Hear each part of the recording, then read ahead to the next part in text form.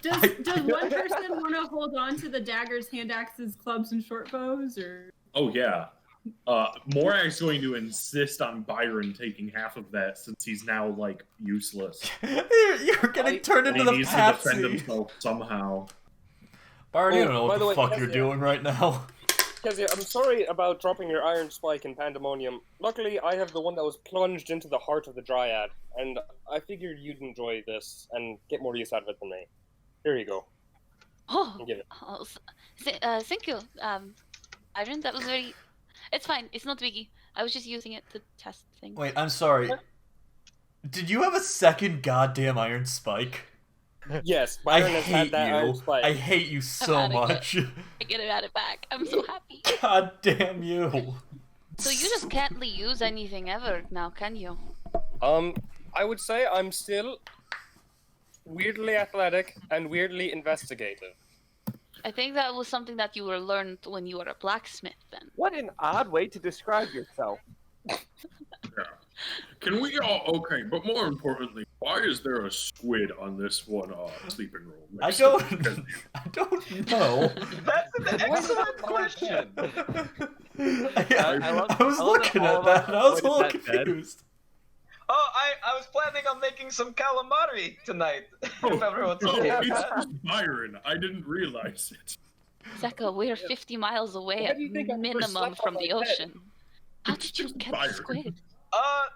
I found it? That's I don't more think you alarming than anything else you could have said. Zeka, I think you shouldn't eat that if you just found a squid in the woods. You know what? That's valid. I've had it with us on this journey this whole time. But perhaps it will make a good stuffed animal. I'm saying this and it just sounds silly. I give it to Bailey. Sonny picks up the squid and throws it into the woods. I will return more powerful than you can even imagine. Okay, so I would Anyway. like to establish: we are on the road? Have we set up camp for? Is that what's happening? So there are two cities that you guys were loosely heading towards. There's one that's called Toussaint, which is like a bigger city. It's a port city. It's closer. And there's Ophis, which is a much smaller city. You guys are about here. So you could pick either city, and you don't really have a huge beat. You know Ophis is significantly smaller. It might be a little easier to go under the radar, but the bigger city might have more ships. Well, I do believe speed appears to be of the essence, so perhaps we should go to the closest available option. Yes. Oh. I second that. Alright, then So, you're gonna Ophis? want to head... I thought we were closer to. Yeah, you're closer to this one. To Saint. Well, okay. Yeah. Oh, it doesn't really say much and looks pensive. Hey, Oh. why are you You looking look pensive? awful pensive. No, it's fine. It's fine. What, you just made that face at us when we decided to go to Toussaint. Do you want to go to Ophis? No, it's not that. It's that well, I was thinking about today, I guess, and how we're all looking better now, but we got pretty beat up by like it was quite a few we've scarred, but it makes me think that if our goal is to go into Herria Magi and take on the Weave Scarred in some sort of way by, like, you know, being magic users and stuff, that if we tried to fight them in Herria Magi, it would be quite literally lethal. And if we tried to go into Herria Magi and do some sort of mission where we weren't fighting them, but were probably opposing them in some sort of way by using magic, that it would be probably close to lethal. That's kind of where I'm at. And that's super fair, but I was under the impression that we were not going to be going to Herria Magi with the express purpose of getting into conflict with the Weave Scarred. I figured we were going there just to get Joro, which we know where he is now in Herria Magi, and then see if Ernest. your teacher, Zeka, thank you, I was going to call him Ernie, and No, if I called him Ernie back in the days. Okay, you can do that. okay, wonderful. Well, where Ernest was, if he was indeed in Herria Magi or not, which we still do not know if he is in there. He could be somewhere else entirely. We know where Zoro is, but... he definitely could. He explicitly told me to try and find Joro, so I'm just trusting that he has a reason that he wants us to go and do that. And yeah. But I'm open to other suggestions. It's just like my god kind of like came down and said where Joro was, so I feel like maybe we should go there. He does make a Well- convincing point. Yes, and I don't truly want to let the guy who is currently protecting, I think is the term I want to use right now, Joro in Herria Magi to know that we are coming to get him. Because he's an interesting man. So I think we may want Please to just elaborate avoid on it. warning. I don't know how to elaborate because I don't know what he. You know them personally, yes, yeah? I know of him. Yes, I know of him. He is a. I don't know how to describe him anymore. But he is opposed to the Leaf Guard in the city. He's one of the last magic users there, and if he's protecting Joro, then it may be a good idea to go and get him from. Kezia, do you know his name? It's kind of hard to refer to him as the person who may be protecting Joro. Yeah, I know. I'm like sitting here like I'm playing the pronoun game so hard. Yeah, he's known as the Archeron. That's his last name. Archeron. What's his first name? Do you? Most of the time we just call him A or the Archeron. Oh, okay. I typically when you say, "Oh, he goes by this," that's his last name. We typically also do his name. I didn't know it was He more goes- of an alias. I didn't goes by realize the it was more of an Archeron. alias type situation. We could give him a Well- cool code name. Names are everything that is just chosen pretty much in the world, isn't it? His name kind of looks like Archer, so we could call him Archer. Nope. No, I He's think not we an can just archer. call him by his fantasy name. Okay. Well, I'm open certainly to going to Herria Magi to find this Archeron and Yes. and find Joro. If we're going in with the idea that perhaps we will be pretty cognizant to avoid conflict with Weavesguard, because I love supporting you. I love that we're gonna go rescue this person that's so important to you, Zeka. But I also don't want to die, and As long and as- we got pretty close to it today. Yeah. No, Yes. I agree. I was certainly shaken by how difficult that fight was, but also I've been emboldened by the things that transpired afterwards. I will say, if it was like a choice, like right after the combat, I probably would have said that, or I would have more strongly considered not going to Herria Magi.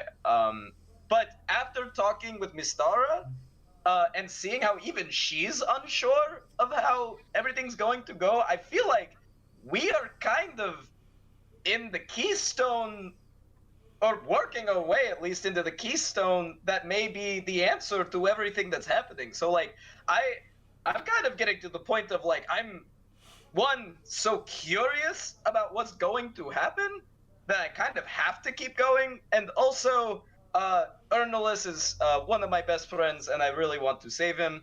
But also, I do not want to die. So I just kind of said everything that everyone already said. So I'm just gonna be quiet for a second while you guys talk. Well, actually, based on Yes, that, it but kind no of works matter out what- that we could go to Toussaint because they might have health potions, maybe in the larger city. Yeah. Having a thought about that, where is the genie lamp? How does that have anything to do with potions? I don't know. Go ahead, Byron. Well, I mean, That's- he's Ken, back in sorry. my bag, I believe. I don't Why know how he don't- got there, but Why don't back. we ask him if he has potions? I mean, Is that how genies work? I thought Well, I genies. mean- I thought genies worked with like wishes and such. well, then I guess thought they wouldn't we just wish for. took slaves to the elemental planes. I believe from That the few too. things we've seen about this genie, it does not appear to be, well, perhaps traditional. Well, I mean, the worst that'll happen is I pull him out, I ask him, and he says no.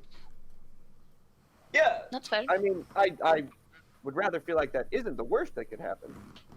Are you sure that's the worst that could happen? I The feel like the last worst time you that could pulled out, happen. the last time you pulled out something and did something to it, Byron, a lot of bad shit. To be fair, think about it this way. Last time I pulled this out, and I summoned him, we immediately told him to fuck off. And he just gave me a gin and tonic and said, fair enough, and left. At any rate, I don't believe that would engender him to assist us in any way. I mean, While he may gave me understand your tonic desire for free. privacy, that does not necessarily mean that he endorses it. Well, he could make alcohol, so that means he could probably make potions, right? I mean, No, and that's not how that works. It's not. and let me be clear. This was the best fucking gin and tonic I'd ever had in my... It was transcendent. If there was any person that could make that good of a gin and tonic, there's no way that they couldn't be able to make health potions, now that I think about it. That is a true chemist and mixologist. Byron will take out the bottle and say, all right, why don't we put it to a quick vote? Okay, so we have 2 eyes. We've got a bunch of eyes. All right, pop! As you do that, as you pop the bottle open, immediately surrounding you all, you just feel this just slow wind kind of form, and this mist just release itself from the bottle, and then just sat on a bar stool, just sipping on a drink. You see what looks like Gary Oldman, but with kind of lighter blue skin. Just sitting there. He's dressed in like a nice, like very nice looking suit, like a vest. It's very well fitted. Sitting there, sipping on stuff, and then looks over. He's kind of just nursing his drink and looks up at all of you. Sonny kind of like shoulders Byron forward. Hi there again. My friends and I were interested in talking to you. I was singing your praises of that, frankly, incredible drink you made. And we were wondering if you'd like to, chat with us.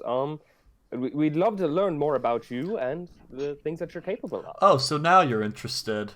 Oh, I'm sorry. I thought you all were terribly busy. So busy you couldn't speak to a fucking genie. Oh, you just sorry. find a genie bottle, grant 3 wishes, can anything at your realm. But no, you're gonna go off and fuck around with some weird slimy tentacle thing. That's fine. I guess now I'm important enough for all of you. Just wait till you hear when we wish for another giant slimy tentacle thing. I apologize for that. I understand that could be taken as a slight. I don't think it can be taken as anything but. You told me to fuck... Okay, so... Hold on. I was heavily concussed, if it makes you feel any better. It doesn't. But let's break this down for just a moment. I'm a genie, and I can hear a little bit coming from that. So all of you, about a month ago, became aware that you had a genie bottle.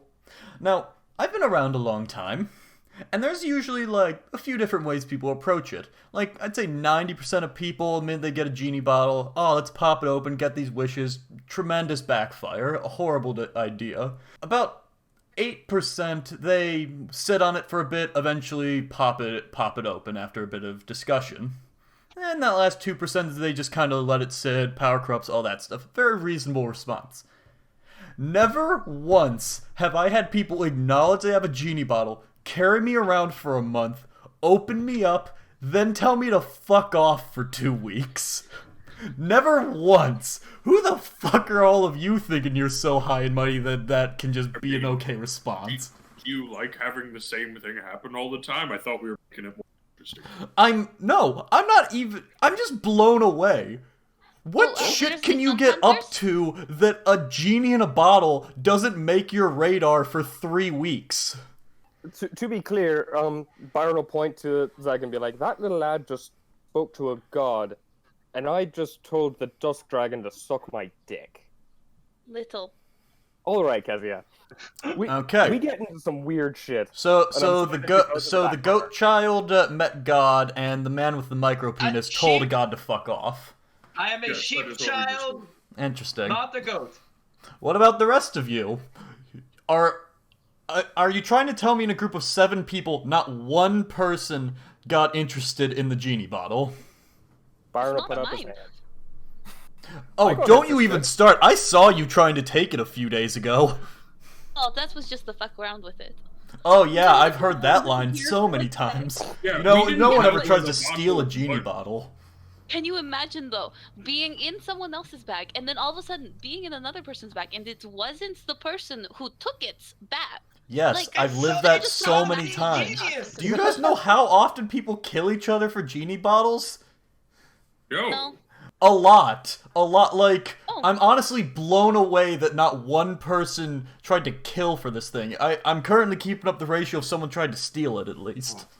Wow. You must make really good gin and tonics then. Oh, the best. Oh, I it invented He is a them. gin. Oh my goodness, it was. Oh. I So don't good. really see the big thing about gin. Whiskey's I much could- better. Hey, Alright, well, David. I'll find an Afridi for you next time, small woman. Thank you. Would Sunny actually be aware of the concept of genies? Like, I don't know if this actually would have come up. Roll intelligence. I feel like Artuk almost definitely isn't. Artuk, if you want to roll for Artuk, it's very reasonable that you Wow. don't know.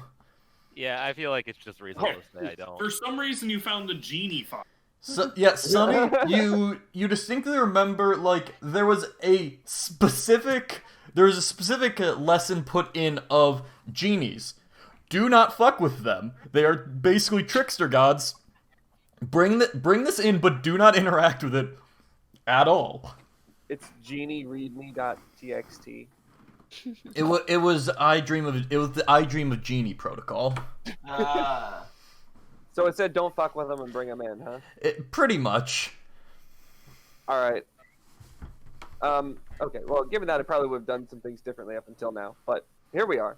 Ode pipes in and she's like, "Well, I haven't been super interested because I kind of have been pulling from one of my favorite plays. Saw it like 10 times where there is a blue genie, and he's very benevolent, like very, but he kind of forms a friendship with the main like protagonist, and he realizes that he didn't need his help. He should have like found his. Well, I actually don't know if that was the moral of the story, but that's kind of what I took away from it. He like found his own power in himself. And so just kind of drawing from that personally. Fun fact, that That's is the one with actually a real bottles and story. names. That was starring my cousin. Well, it was based on my cousin. Oh, what was his name? Oh, Well, I'm not play, falling it for was this just one. Genie. Sorry, what was that? In the play, it was just Genie. So, do you have a name? Yes. I'm not falling for this again. I'm not giving you that power over me. Sonny, with that natural 20, I will say, you know that if you know a genie's true name, you get a lot of power over them if they ever reveal it. Oh. I say, so you're not telling us your name, because if we knew your name, we'd have lots of power over you. Yeah. Wait, that's a thing? Yeah, he gets it. I thought that was a Fae thing. Oh, I that thought it was a actually big goes thing. very far across the plains. Wait, but actually you enjoyed that play? 1 second. The genie disappears for just a moment, Ode's eyes get really big. and then he reappears, and he actually is holding, like, a manuscript. And Ode, make an intelligence check. You have advantage. Ooh, okay. Not my strongest. That's pretty good. 16. Okay. With that 16, he kind of hands over the book to you, and you see it is a first edition draft of that story that you were talking about. That's amazing. Oh, like reaches out for it and then like, pulls her hands back, like kind of quickly, and she's like, "Wait, this doesn't count like as a wish against Byron or anything." This... No. No. And- Scout's like, honor, and he yes, hands it back immediately- over to you. Like no second Whoa. thought, like grabs it and is ecstatic. Just given a first Wow. edition of Arabian Nights? Right? Yeah. I don't even know what an Arabian is. No. It's Arabian Nights 2: Return of Jafar. Oh God, I The haven't worst seen this. of the Since, trilogy. I haven't seen this place since I lived near Broken Chain. This is amazing. And she starts looking at it like, Ode is 1994. gonna be. How do you? If how do if you'd have like, that? you can keep that. I've got a pretty big collection. I've been meaning to trim things down for a while. Do you want Yeah, something in? that'd be amazing. Do you want something in return? That's a pretty nice gift. You know what? Here, and I'll reach into my bag and pull out one of the really nice sourdoughs that I made using that kit, and I'll like hand it over to him. Like, here, have a loaf of bread. Oh, he starts munching on it. Hey, You could fool! Now I have power over you because you ate my food. Just kidding. Thank you. Okay, so if we can't know your true name, can you let us know what we can call you? How about Murray? Murray? You know what? That makes sense given the label. You know, and Sonny's gonna like kind of address the rest of the party more so than Murray, and he says, you know, I honestly, I was ambivalent before, but I don't think we should be calling Murray again. I'm not even sure we should be calling him right now. But Bit Oh, rude. he's so chill. nice. He's so cool. Look, I don't know much about genies, but what I do know is that I was supposed to not fuck with them and take him to headquarters if it came up. As That's lawful shit. I'd like to think that the actual protocol I'm kidding, in I'm Sunny's kidding. programming is "don't fuck with it." Like that is the exact wording of it. he's got two options: fuck around and find out, and don't fuck with it. This is strictly in the don't fuck with it protocol. Well, now that I think about it, a lot of those stories, like, the fuckery happens when you make a wish. What if we get around that by just never making a wish and just, being lads? Have him here Make for friends his with him. company? I don't understand. Yeah, I I don't mean- know. He's pretty good Oh, company so Tyson, far. You've known this bean for literally 12 seconds. And he's so So it says charming. in Arabian Nights the final wish that the protagonist has is for the genie to be free. So Oh, do you want that? Oh, I'm Murray? already free. Yeah, about 40, and you just 40 or do so this? It's owners like- ago. I just do this it's like because your it's side hustle? interesting. Yeah, pretty much. Here, actually, can one of you hand me? There's the bottle. He picks it up, and he just whips it into the woods, and he just is sitting there. Yeah, I can go where I want. And then he just raises his hands up, and kind of like Mjolnir from Avengers, you just hear like a rustle, and then it just appears back, and it just rushes back to his hand. Hey Murray. Ow! Can you aim that better? Hey, I can. I won't. Excellent. Yes. I have a question, and can it not be? Okay. I don't want to accidentally wish. How can I not accidentally wish? And that is not the wish. Hold on. Murray, pardon me, and Sonny kind of puts his hand on Becca's shoulder. Murray, I'd like to clarify, are there any wishes actually being offered to this group? Because if you're a free genie, I'm not sure Oh, no, I can give you wishes. I've just met you people. I've known you for, as you pointed out, less than 20 minutes. I mean, if you guys really push it, if you really fuck with me, I will, like, grant your wish and do the whole monkey's paw thing, but, like, I don't just give away wishes anymore when I don't need to. Oh, that's good. But, a thought bubble appears above Ode's head. Like, Jesus Christ, what is that? No, just she's thinking like my wish came true. Wait. So what do you want? Like in general? Kind of like, just like listening to people's stories. Mostly just collect things. In fact, hold on a second. He drops the, he just drops the lamp down and a door, and just as, like, a mist surrounds it as it kind of cracks to the ground, you see just saloon doors appear. If you guys would like to come in, I can show you a bit of my collection.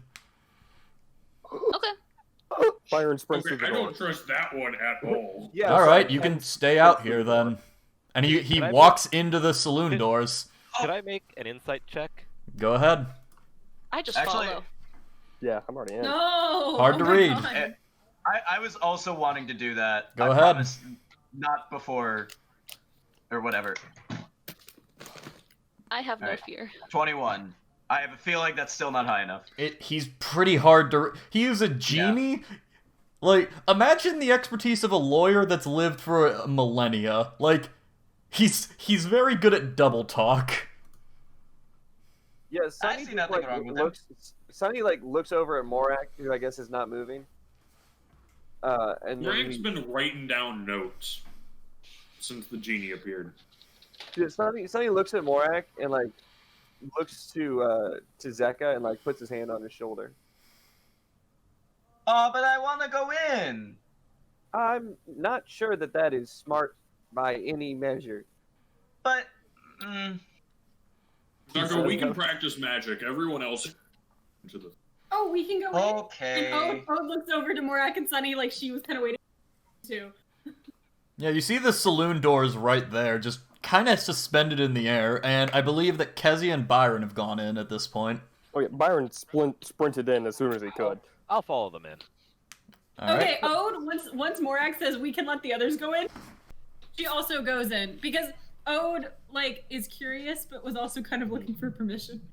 Sunny, And that was enough for her. I trust you, Sunny. So I'll stay out here. well, Sunny looks at Zeka and says, "I'll follow you." No, don't. my hat What? Guys, it's so cool in here. Come on in. You don't know what it is. Shut up.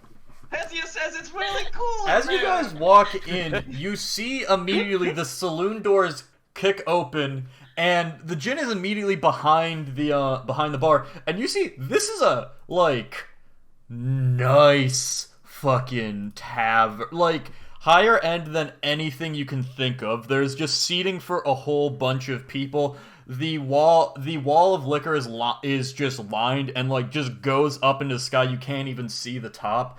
And he is just kind of tending bar behind. Ode, you walked in, right? Yes. Make a perception check. It was a 20. Fuck yeah, bro. A dirty 20. A nasty 20. As you look around, in addition, you see Murray the Djinn just kind of tending to the bar, getting glasses set, ice made, all that stuff. But you also see just in a separate section, just you know those velvet dividers they have in museums, and you see just above the entrance to a hallway, and it just says personal collection. Ode's like, oh, is that what you wanted to show us? And she points to the personal collection. Yes, I can show you that in just a second. What drinks would you all like? Ken's eyes glimmer for a moment. They're getting misty. It's I've been dreaming of this. I will take your famous gin and tonic. Instantly appears in your hand. Picks it up and The rest of you? I'll try what Byron's having since he's talked it up so much. Hold on a second. What are your names? I realize that now sounds bad because I said the thing about the power of names, but I need something to call you all by. Otherwise, this is going to just be in a very awkward I know his name is Byron. kind of. Okay, we're gonna come back to that in a moment. Artuk, is about to tell him his name, and then has this brief moment of pause, thinking on the whole conversation a moment ago on the power of names and how dangerous they are. And he goes, "I'm Tucker." Okay, I'm Tucker. make a deception check. Sure. You can't tell whether he believes you, but either way he says, "Sure thing, Tucker. What do you want?" I figure I don't know much about drinks, and they all seem to like one thing, so it must be good. Just again appears in your hand. You can just call me Lassie, and I don't actually drink. I'm gonna look around the room. Just Immediately, to see if I can find any you see a additional glass exits appear or in front of you, and you get the feeling it's kind of pinkish. Yours is the only one that's different. Non-alcoholic. What does it smell Strawberry like? milk. Smells like watermelon. I just hold it. I don't drink it. I imagine Zeka's really trying to rush forward, and Sunny's holding him back like a child on a leash, trying to not You go. You've got a backpack with a monkey on it. It's attached to a leash. All right, and Zeka and Sunny, you guys also walk in. Morik is the only one left outside. I Okay, I'll believe. fucking walk in then. Fuck it. But Peer pressure. yeah, I peer, didn't read it. As soon as Zeka walks in and Ode sees him, she runs over to him and like I don't know if they're the same height, but I imagine has to lean down a little, whispers very quietly like Artuk didn't tell him his name, and then she whispers the same thing to Morak. Oh, okay. When Zaka comes in, I take a sip of my drink just to make sure it's not like poisoned or something, and then I give the very drink to sweet. Zaka, and I Pretty continue good. walking around. You know, it tastes really good, just like tropical and nice. You would like this. Here you go. Oh, Oh, he can thank get his you. own one. Another one appears in Zaka's hand. Whoa! I drink it. You two? You want anything? Gesturing to Sunny, who I assume is still disguised, right? Yes. Alright, and to Morak. Sonny says, I can't drink. You know what? Fuck it. Let's move these tables together. I'll take bring around wine and beer. And Morak starts moving the tables together. And so that we have a man- big table. Ode And says it- wine and beer. Yeah, instantly as you say that, he's like, "There we go, my good man." And just he a has an full accent. pitcher of beer and just a big old bottle of wine just appears right on the table. You're a pretty cool guy, Murray. Thank you, I try. Touch it. Yeah. Told you guys. And Ode, this gin and tonic, am I right? Oh yeah. So good. Um, Perfect amount of juniper. Oh, I don't know on Ode's feelings on gin, but this drink, aside from that, is still very, very delicious. It goes down smooth and gets you a little tipsy. so good. Murray, what is your secret? Like, do you use a special type of gin? A different type of tonic? Like, what? Please. I make it all myself. Like Oh, from gosh. scratch? Monkey's paw, he like pees Yes. it out. Yes, sir. You actually see, like, he gestures to He pisses the quinine. ceiling, That's what he- and, like, it kind of, like, separates, and you just see, and, like, just sheet of glass is at the top, and you see just a thing, like, I don't know if juniper vineyard is quite the right word, but just, like, a bunch of juniper bushes, and, like, clearly the stuff to make his own supplies are just all up in there and growing. Whoa! Wait, do you have like other herbs and stuff in here? Not as many. I make some other stuff besides gin, if that's what you're asking, though. Well, I am. I'm also a microbrewery. Oh, that's cool. Oh, so you probably have like yeast and stuff, right? Somewhere around here. I am a baker, and I make pastries. Would you like anything? If you can give me the supplies, I can make you anything.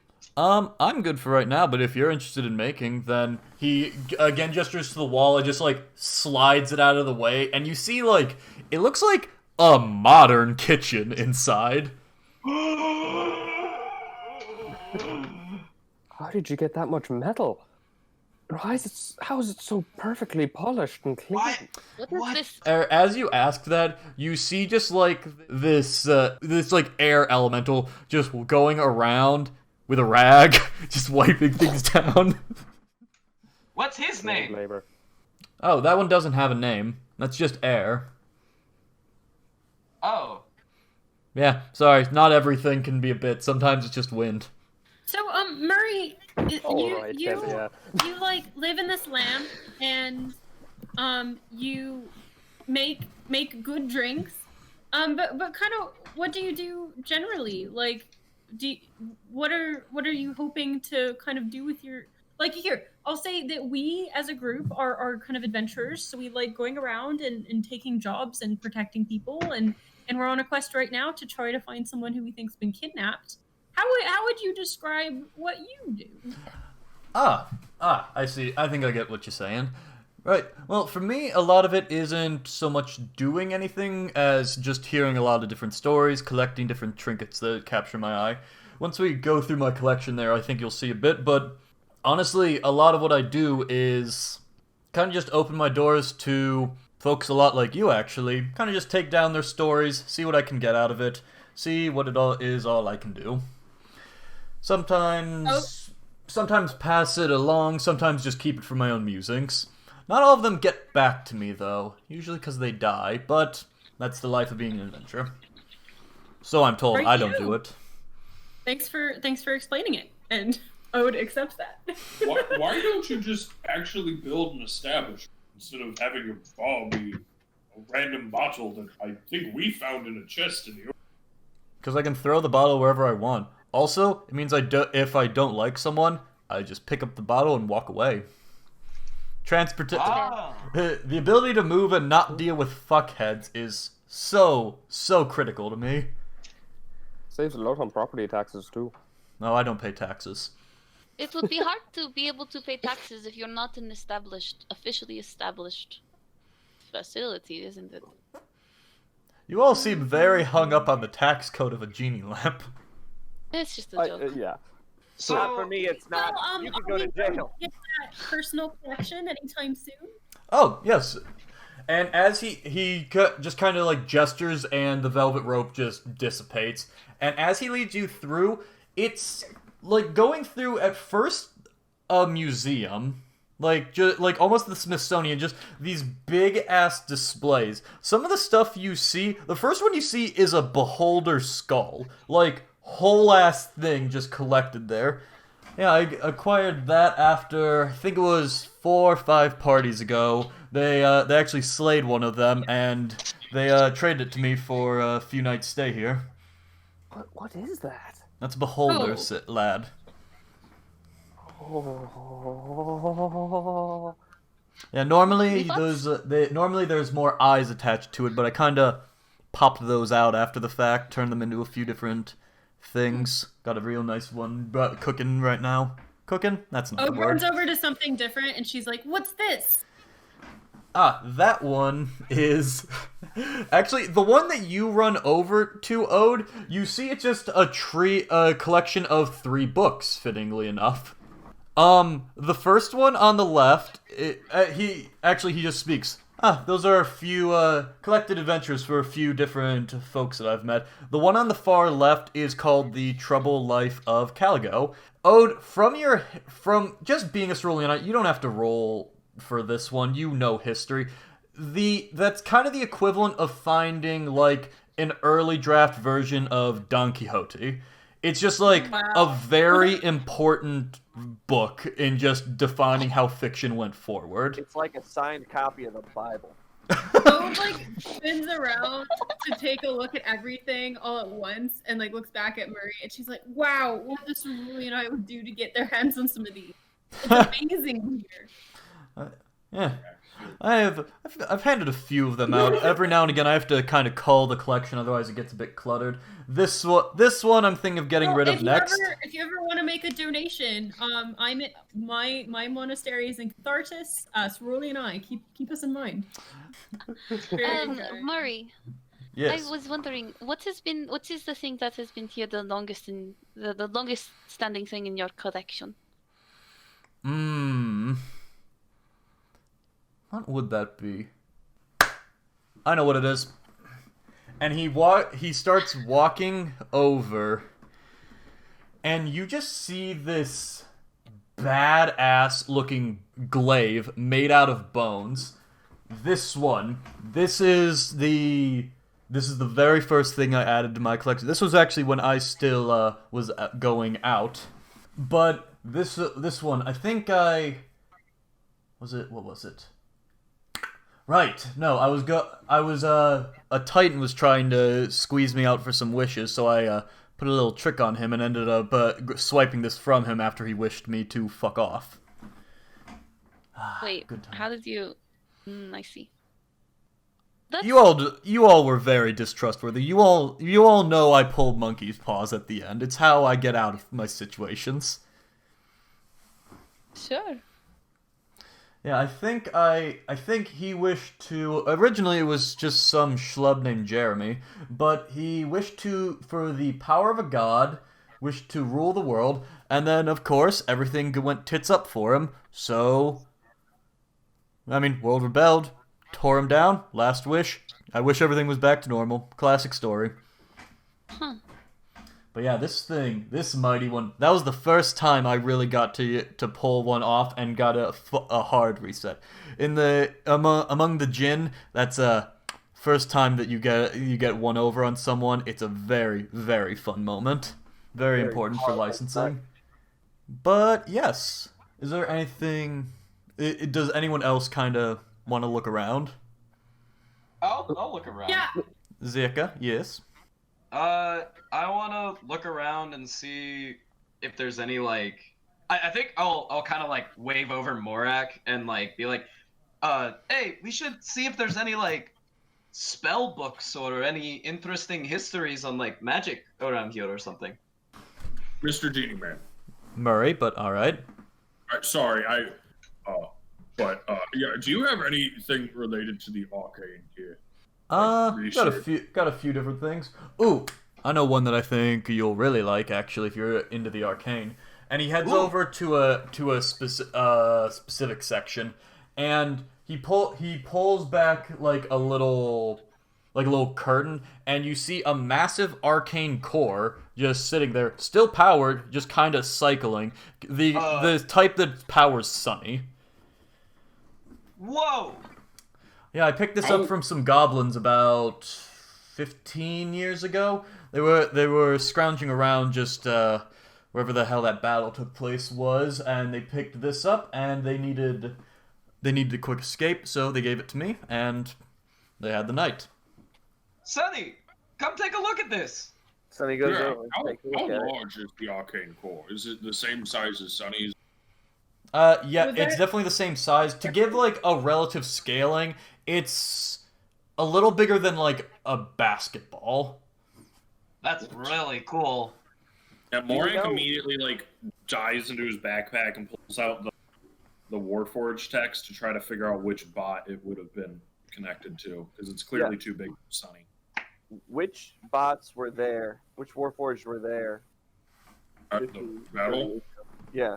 The one that you think this is tied to was probably was assigned to one of the Demolition series Warforged. The ones that were like, break down buildings, fuck with like logistics efforts, so like explosives, heat plating, flame units, things of that nature. And Sunny, to your question, there was like the basic like offensive deployment. There was like the combat support, which is spellcasty ones. There was demolition, and then that was like the main ones. And then there was like the Guardian Protocol, which is the bodyguard ones. Sunny looks at Murray and says, "Do you know where this came from?" What do you mean? I mean, do you know what the origin of this is? I mean, from a bunch of fucking goblins who probably ripped it out one of those bots' chests, but beyond that, I don't know which one. I don't know where exactly it was. Still haven't gotten one of those bots in here. Really hoping for that one day. Sunny does the thing where he like pulls at his collar and looks around nervously. Ah, well, one day. With all of your knowledge of everything, do you know how these were made, by chance? Afraid not. I'm more of a collector than a scholar. See something look shiny, grab, take. Yes. Yeah, this one gets it. I get it. Besides, if push comes to shove, someone who does know what they are will eventually come along, can explain it to me, and then if they want it, they'll give me something nice enough that I'll give it to them for something. Tell me, what would you do if one of these bots was here right now? I mean, fucking, I don't know. Is it active? Fuck it. That's a suspicious question. I mean, if it's fucking inactive, I'm gonna put it on my shelf. If it's active, I want to make sure it's not gonna try to kill me. What if it didn't try to kill you? Well then, okay, it would. Hypotheticals we're giving to this G. This is a very strange hypothetical. In any case, I would probably just let it walk around. Phandalin. That's why. Faldarin. Eldarin. But I mean, it'll depend on who owned it. I might try to make a trade for it. If they don't want to, they don't want to. I'm not gonna fucking take it. Wait, was that the alive one or the dead one or the decommissioned one? I The lost track. either. This dude doesn't want to put. You get the sense he isn't gonna try to steal shit because that's a lot of effort for him. Yeah. So, do you mind if I have some alone time with this coal and like study it at all?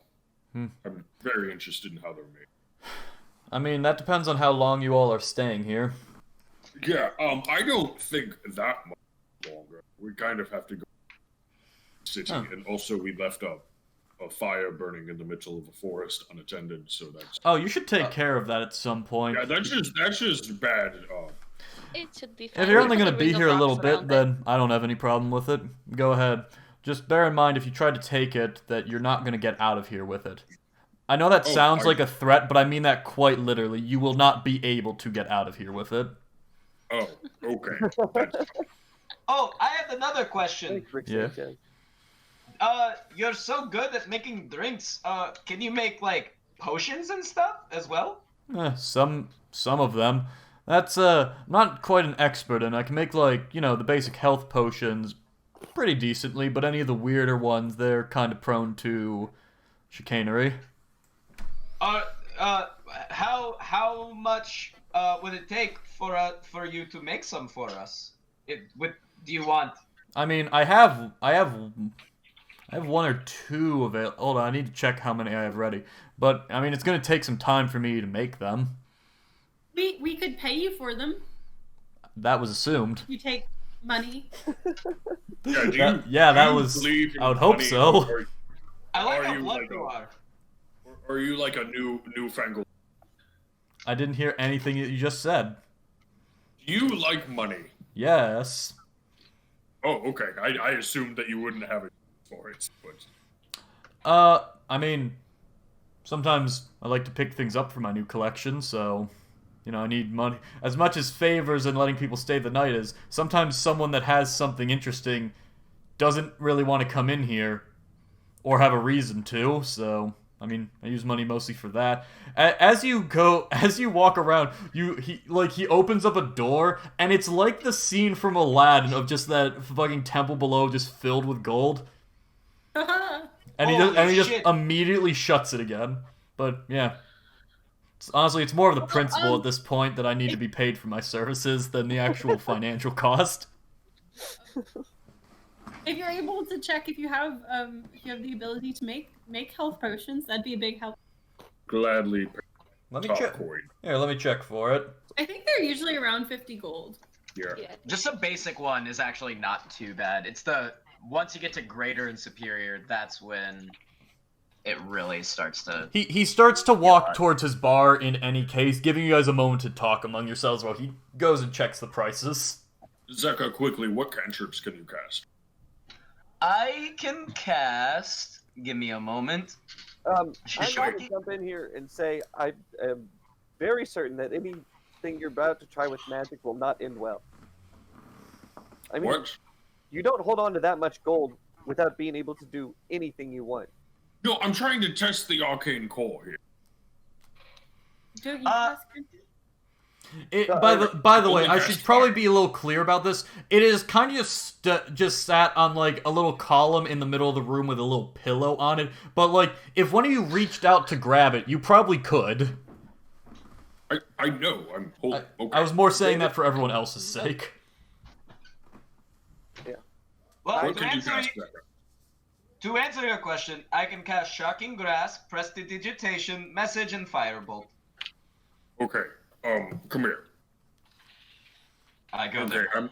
I want you to, I'm gonna gonna pick up the arcane core, and I'm gonna, like, summon a firebolt and try to just see how fire enters the arcane core. I'm very definitely going to try to stop him from doing this. Okay. I don't know what the two roles for this would be then. It's more like I'm bringing fire. Yeah, I'm gonna See if I'm gonna, it like revs up, slows down, if it changes color. I'm literally. I'm we currently just have this. The way I'm imagining powerful is you item kind that of we don't know anything about. You have the firebolt in your hand, and you're kind of moving it towards it. I'm gonna imagine Sunny kind of just grabs your hand before you get too close. Yeah. What the? Look, I just want. I don't know much about genies, but 50% of my knowledge on genies is do not fuck with them.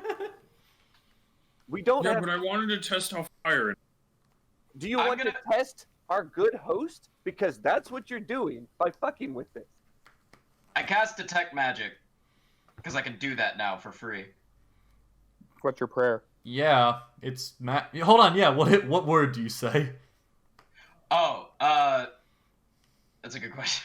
I say, Focaccia. All right, it Oh, is it's just that one. focaccia. Always not- focaccia with him. I love focaccia. It's very good. Have you ever had it? I'll make it for you. Oh wait, no, you're a celiac. Dang it.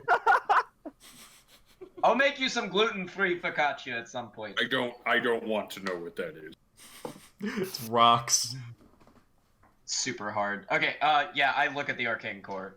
I mean, can yeah, see you if definitely it- detect magic from this thing. It's kind of before you put Nistel's magic aura on Sunny, that's similar type of magic. Okay, gotcha. So like, What was it? It was like transmutation. it was and psionic? transmutation for sure, and psionics. I'm gonna ritually cast Identify now. You start spending the time. Sunny, you see Zeka begin to ritually cast Identify. I'm gonna with. Which how with does my this other hold hand- on? How does this look, Zeka?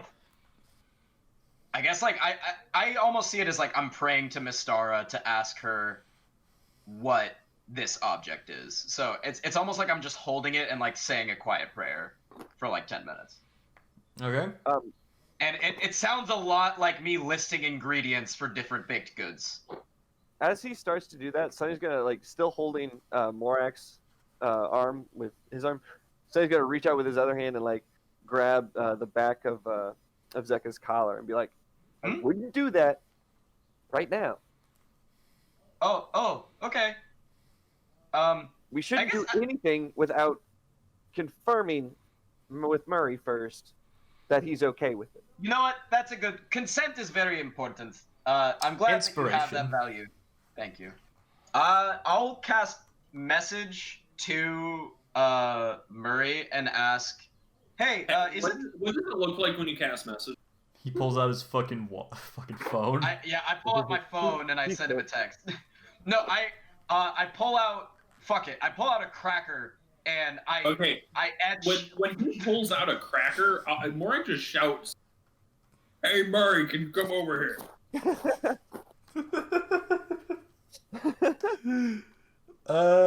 Okay. Ode, where are you right now? Are you just with the rest of the group? No, I was with Murray as he was checking on his healing. Okay, I thought so. And yeah, as you are with this, he's just he is kind of going behind and it's like, "Oh, right. 2 potions right here." Right. I think 50 gold is usually standard, but if you want special genie price, I'm not very good at haggling. You know what? I like you. Specifically you. 45 a pop.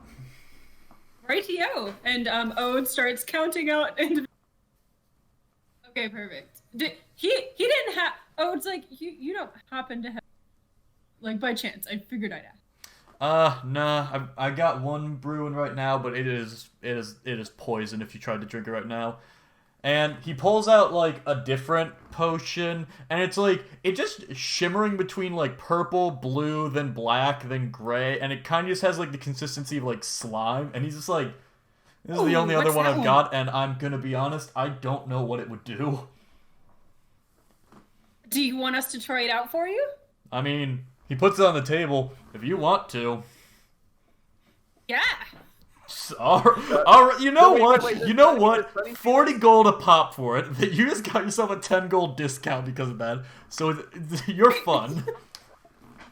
I'll take it. And then she's like, right, so here's the 80, I guess, gold, and we'll let you know once we figure out what the blue gray thing does. Sounds good. And then you guys hear Morak say, "Hey Murray, can you come over here?" "Oh shit. Let's go see what that's all about." Rightio. What? What do you want? What the fuck? Oh, I didn't know you Why are you walked over touching here my so shit? Oh, well, you said I was able to study it. I just Yeah, with your eyes. Oh, so this is a look, don't touch. I mean, that Where's should be your dick out? assumed Put when it you're in away. a fucking collection.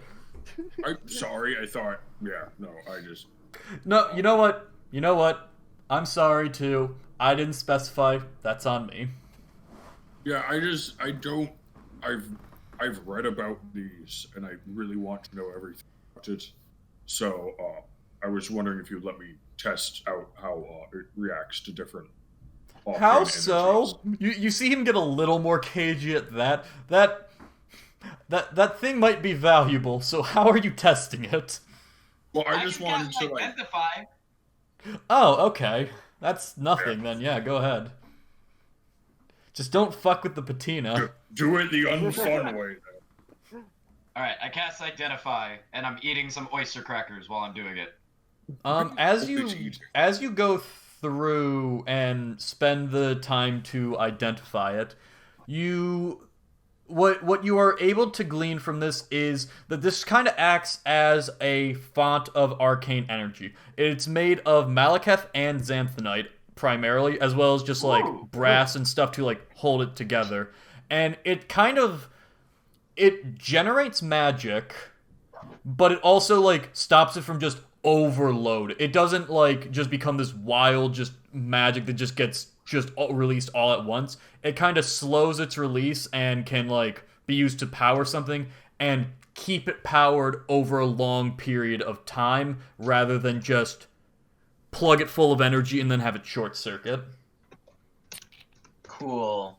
Can I also try? I see Ode holding that slime potion. I'll be like, "Hey, Ode, what's that?"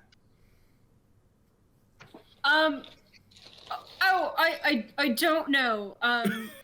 Murray very generously gave it to me, and we're gonna test it out. I cannot stress, this is your choice to test it out. I want to be very clear that this is you chose to take that.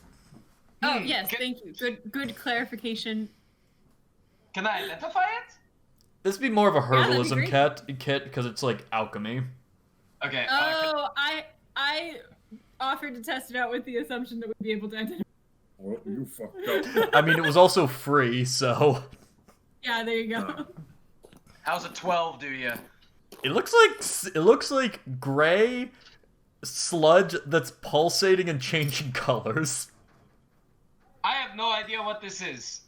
Yeah, I'm in Right, kind of a that's why- similar boat right now. I don't know how I fucked it up that That's bad. why we're gonna take it to experiment with Yeah. it. Artok is just gonna wander a little deeper and look around. Like, not going anywhere I'm not necessarily supposed to, but just, while You- everyone seems to be occupied with a particular thing each, he's just gonna try to survey. Sure thing. As you go looking around, though, you find kind of a more naturey section. You see just like different plant, like almost a small garden, but still kind of in the museum like aspect. But the most interesting stuff you find is you see a tulip and you see a lotus flower next to each other, and immediately you, just by virtue of you having your nature skills and connection to the earth, you can feel just this life-giving energy coming from the tulip and just this death energy coming from the lotus. In the middle, basically, and on the tulip side, you see just this overgrown just grass surrounding it and stuff like that, and barrenness on the side of the lotus, and in the middle, just kind of normal-looking nature. Huh. Alright. I'm gonna walk up towards them and just very cautiously, without letting any of my, my negative magic leak, I'm gonna just ask them, what are your purposes here? What do you do? I am to grow, and I am to drain. And wait, you can't read. You see a small sign. You see two small signs in front of the display, but you can't read them. There's some arcane runes on the. I've been teaching him how to read a little bit. You know Sound what? it out. Go ahead. Make an intelligence check, Artuk. You hear Ken's words in your mind going, "Sound it out, Artak. You can do it. I have faith in you." God damn it, Artak. You didn't teach him the You word tulip. you can't read the sign, which is all the more frustrating because you fundamentally understand that this is a tulip and lotus, and this is probably answering the part you don't understand. So you were talking to the flowers? Holy shit. Hi, Kezia. I didn't realize you were there. Yeah. It's my favorite thing about Kezia. The true reason I go on mute.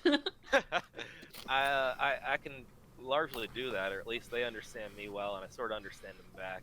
But the one. I mean, I suppose it's pretty obvious looking at them, but the one said its purpose here is, to grow, and the other one is to drain, and that makes sense. Well- just starting the conversation.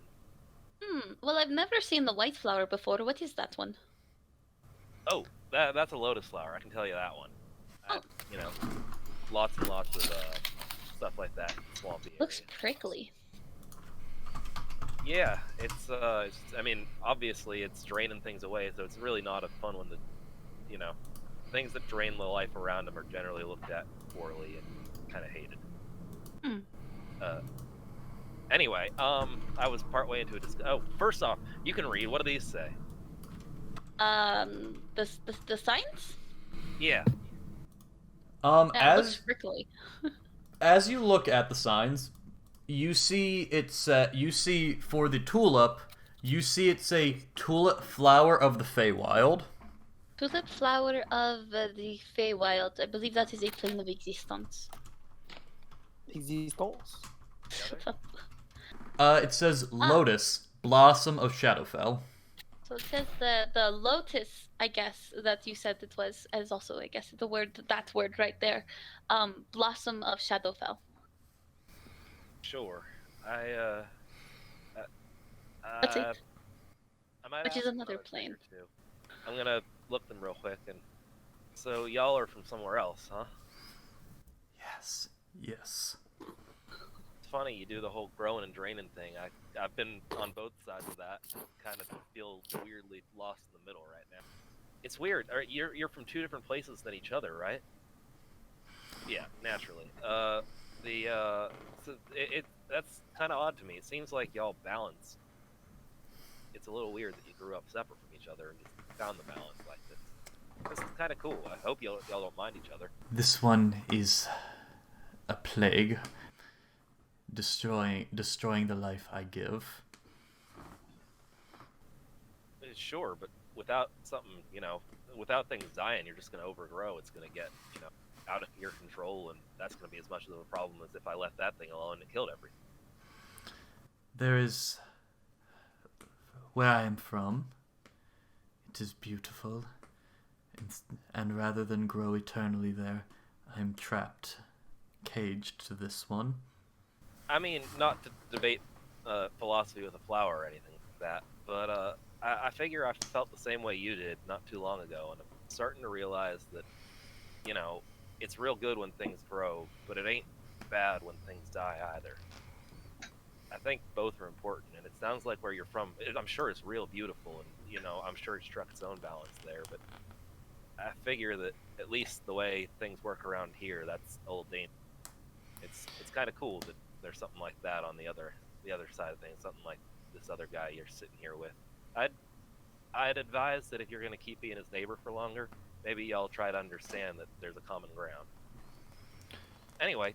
The thanks for tulip the seems conversation. kind of petulant at that, but the lotus actually responds to what you say, and it says, "Few see the beauty of decay like you.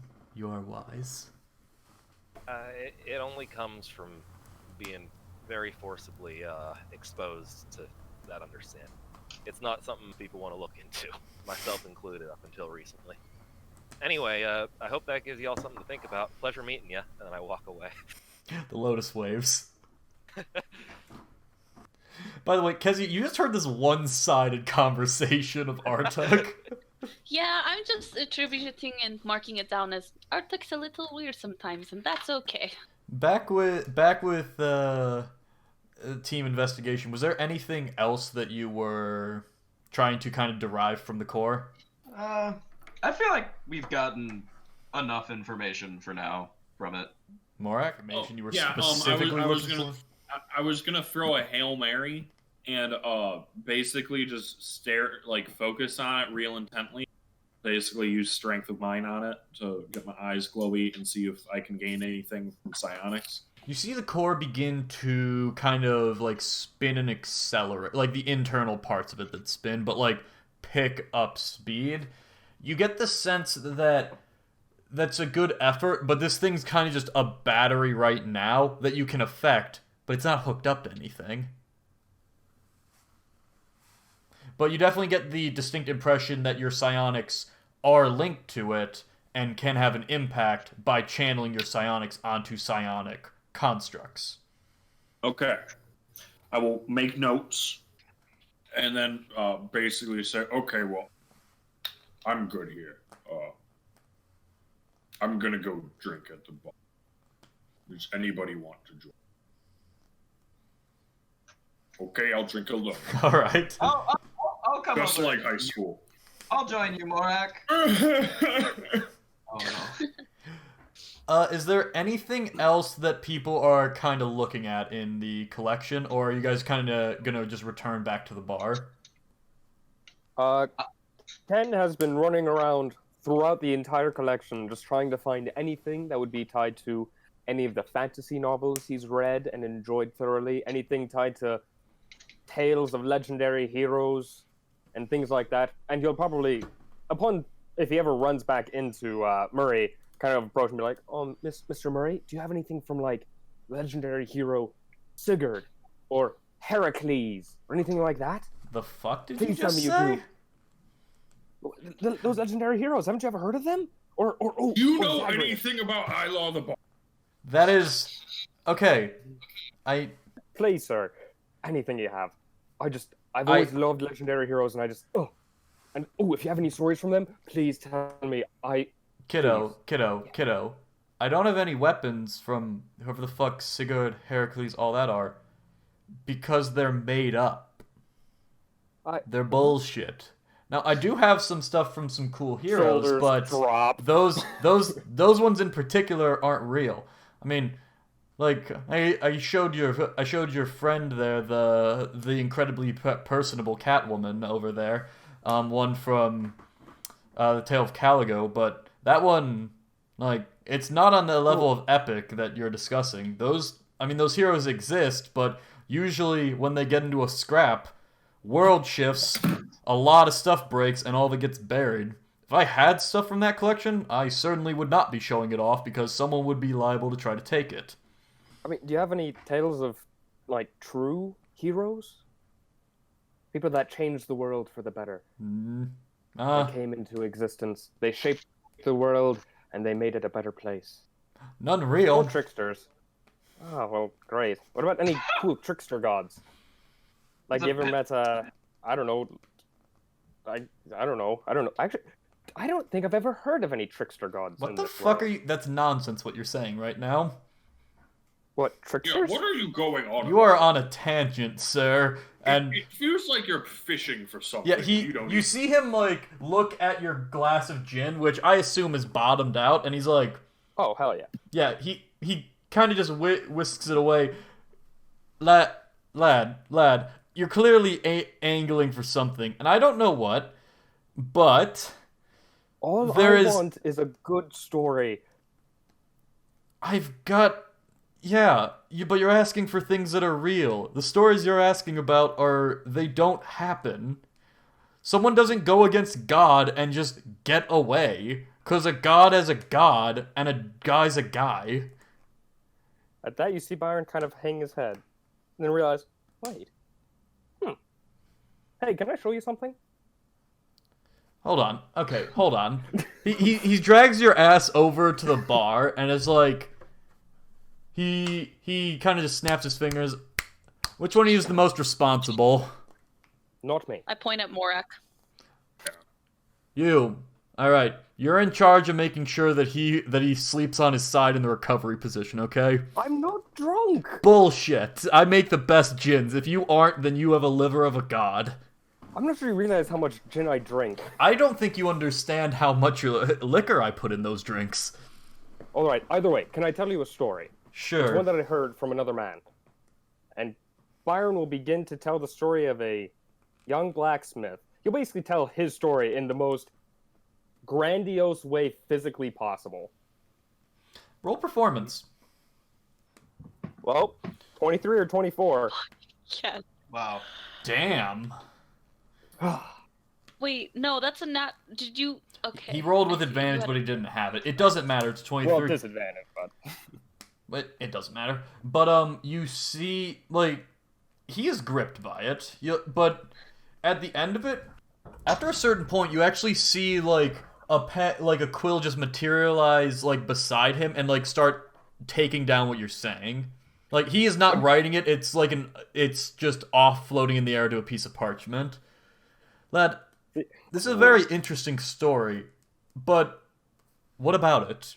It's cool, yeah, but I've got a bunch of other stories about, this great hero who defied a god and all this type of shit. You know what happens? They either were lies in the first place, or the author doesn't get to write the last page, which is the god crushes them under a bunch of rocks. Flips open bag and say, oh, well, I heard this story. Well, not really heard. Takes out the Heart of Chaos, puts it on the bar. I lived it.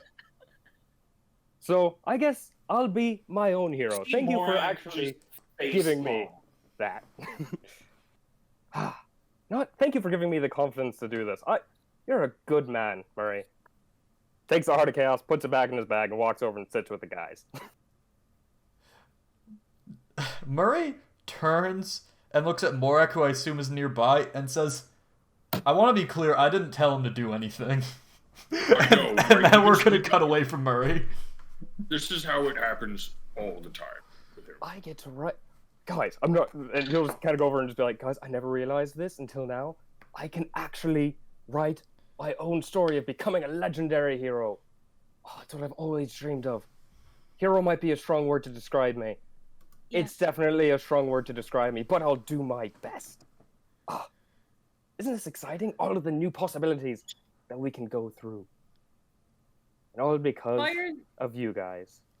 Byron, Right. was your goal to trade the heart for something so that your demon chaos god wouldn't be after us so specifically, or did you just want to show it off? Oh no! He kept on saying that there was no such thing as legendary heroes in real life, and that made me kind of sad. And it made him go off on a tangent about, they always do this and then they die. And then I went, hey, They do wait a minute. fucking die every goddamn time. One of these guys I heard about was a soul knife, and he died like 5 times. Kind of scratches her like head fur uncomfortably, and she's like, "Well, Byron, we all could still die." But I'm not dead yet, and I'll do my No damnedest to never die.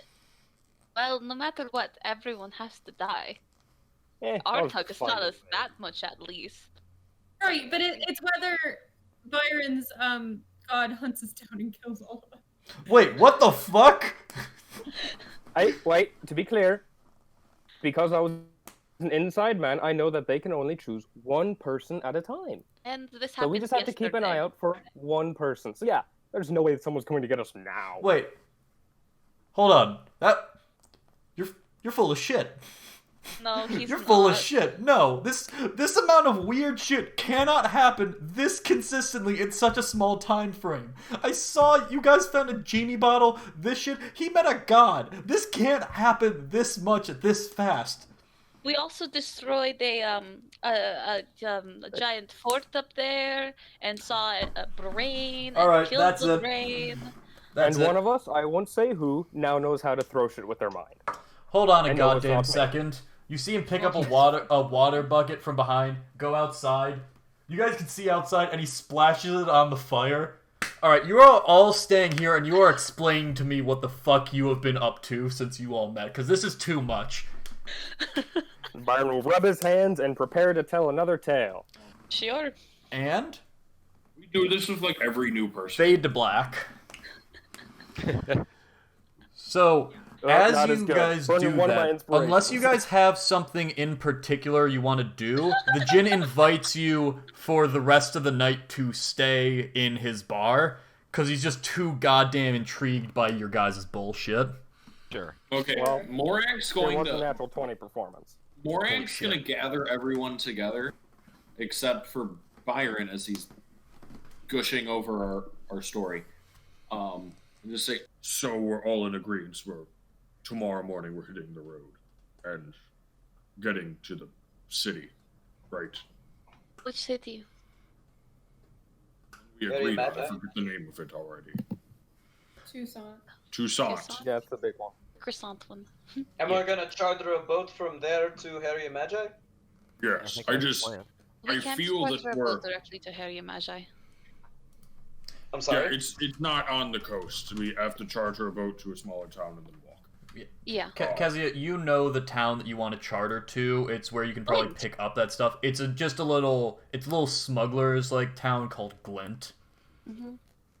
Okay, Oh. sounds good to me. What What a fitting name. Yeah, I feel that we don't want to get off track since it kind of seems like time is of the essence. Yeah, I Sure. agree. Ernest possibly getting tortured at this moment. I don't love that a whole lot. Yeah. We will save him, and oh god, we will save him, and I will heal him. We're just going to be in and out, and that is all. We are not going to do anything else outrageous while you're there, okay? I mean, it's worth considering if time's of the essence and all. We're telling this guy a lot of stories, and he seems to be all about that sort of thing. Maybe, as payment for our stories, we ask if he can just, instead of letting us off here where we came from, let us off in Herria Magi. Oh, He's kind of expressed that he has to walk places to move the bottle. you can I mean, try. It's worth asking. Yeah, Saves okay, us that's true. Time in a really time-sensitive situation. Hey, Murray. He is kind of. I imagine that at this point in the conversation, Byron, you are just getting to. Let's say when the Dust Dragon speaks with you personally, like Oh my. like when you are aware, like on the way to Holix, when you are aware that you have a pact. And he is covering everyone else's story too. As Yeah, much as he that's knows why their it's so backstory. early He's on. weaving it in. It's just taking a lot. And Murray, you guys see just like sheets of paper, like a goddamn manuscript is just forming beside, like Murray as he listens. What do you need? Hold on a second. Oh, yep, of course, no worries. What are the chances of, instead of dropping us off where we were before, you dropping us off in Herria Magi? Where is that? Who has the map? I think Ode does. Oh, I think Ode has the map because she really likes paper. I gesture to Ode with her large amount of cocktail napkins assembled together in a map. Yes. As you show him where it is on the map, he looks over at Byron. I can probably get you there pretty quickly. You need to, but I want to hear the end of the story first. But We've still got like 14 more parts to go. We're only on like session 4. All right, star wipe. in any case, though, I could get you close, but from what I remember, folks around there don't particularly care for magic. You guys sure you want to open a little portal to walk through? Ode pipes, excuse me, pipes in and says, well, I guess it depends on how much we feel time is of the essence, because if we just traveled there non-magically, I was thinking I could use the extra time to help make us some new clothes that aren't, like, covered in blood or as conspicuous as, like, my purple robes, or sorry, my blue robes. So that would be one note of taking the slow route. Sure. Well, I mean, I would exactly, say- you. If we take the fast route, we still have that time. It just gives us more options in how to spend it. Yeah, I We figure could- there's. Oh, Go ahead. Sorry. I was gonna say I figure there's little gain by taking longer to get to something that like at the very least we'll have more time to think about what to do. At the very best, we'll get there early enough to do something we couldn't have done if we got there later. What if you just took us to Glint, and then and there we can. It's probably a little bit less bad. Or even better, if magic and people don't mix there, maybe bring us somewhere a day's walk out that doesn't have any people around, like some woods or something. Yeah, I think that's a good idea. I can probably make that work as long as we finish this. Yeah. Yeah, for sure. I mean, I figure a story for, This saving us a lot is of time and effort. intriguing enough that I think that's a fair trade. I could probably... Does he know I'm a... You haven't revealed it yet. Anymore? I mean, but was that covered in Kin's story? Has Ken expressed it? He has expressed a man lost in time. You see... That's not suspicious at all. Yeah, Thanks. you see basically every time you reference it, like, Murray get a little more annoyed because he's waiting for you to, like, describe him, but he doesn't want to be rude. Yeah, no, he doesn't describe, like, this man was a fighter in the great battle that died and suddenly came back to life 30 years later. Because I don't think Byron really knows that much about what happened with Sonny. And he just describes a man that got suddenly shot forward in time and has been trying to figure out what's going on. That's how he describes the character of Sonny. Okay, Sonny, That almost makes it more interesting. Yeah, Sonny, you hear him as he's listening, and you wouldn't say that he is caught up on you, but you'd say he's intrigued by you. Okay. Look, man, Your character, in any case. Or a robot. I could drop you off if... Yeah, I can drop you off either of those spots just outside or in Glint if any of you need to pick anything up, do anything there. Pick up new clothes, for instance, that'll be easier there. But whichever you choose. And he turns back to Byron to continue the story. Byron will put up a finger and be like, I gotta grab something to drink. Go over to the group and be like, guys, I think I might have found, like, my new calling. I should just tell stories for a living. I'm gonna take that pitcher of beer. Thank you, bye. Well, I think that kind of solves our problem. Yeah, I figure we're gonna gain a lot by getting there. Like, how long would it take to have gotten there anyway? Like, probably a week or two on the water and a walk after that? You would bet, like, probably 2-3 days to get to the port, maybe a week on the water, 4 days across land, and that's if you guys didn't stop in the town for the night anywhere. So you guys would probably be buying yourself, if you just teleport to Glint, at least 10 days back. And you basically will be jumping continents from where you killed a bunch of Weavescarred. Yeah. There's a lot to be gained there. But you would save 10 days, or probably closer to, like, 15 days if you dropped right outside the city. Ode has been thinking about it, and she's like, well, I guess we could, like, try to wash our clothes, like, really thoroughly, and I've got like a set of commoner's clothes from my starting equipment that I can probably use to get out of these robes. So I guess we don't need to go get cloth. But if it comes up in the future, I might be able to make us new clothes eventually. Additionally, Zeka, he's got a way he always keeps his clothes immaculately clean, magically, I think, right, Zeka? You see him eating, and there's crumbs all over his clothes. And there's like mustard stains and like jam stains all over his shirt. Is that something you can help us all with? I literally forgot prestidigitation was a thing. I was like, does Ode have to clean all the clothes? No, we should do it together because that would be too much of a chore for her to try to get bloodstains on everything. Sonny raises I his have access hand. to his character sheet. He does. But yeah, Sonny. Sonny raises his hand. He says, Murray, question? Yes.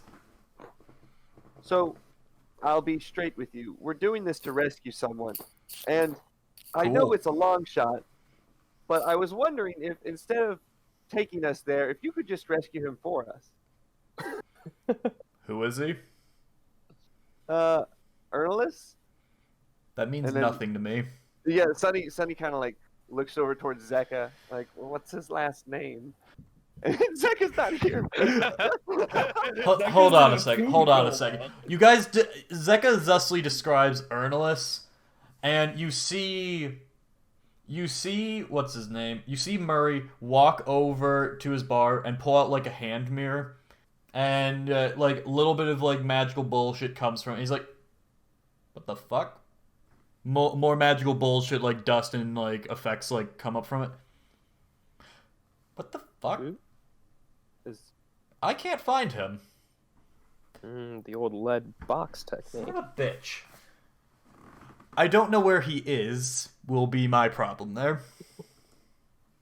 I assume knowing the building where he's held wouldn't particularly help. We do have that information, right? You do. Wait, sorry. Don't we think he's in that building? But That's where we're you not guys sure. think he is. That's where the weave-scarred prisoners are kept. But we don't know he's a weave-scarred prisoner. You don't. Well, wait. No, you do know he is. Yes, you know he is a weave-scarred prisoner. You know that's where they keep them. You don't know that he's in there, but like We can put 2 and 2 together. exactly. And mostly assume. I'm gonna be honest. If this is walk into a room, pull him through a door, and walk out, I can do that. I'm not gonna walk into danger for all of you. As interesting as this story is, the minute that someone pulls a knife or aims a bolt at me, I'm out.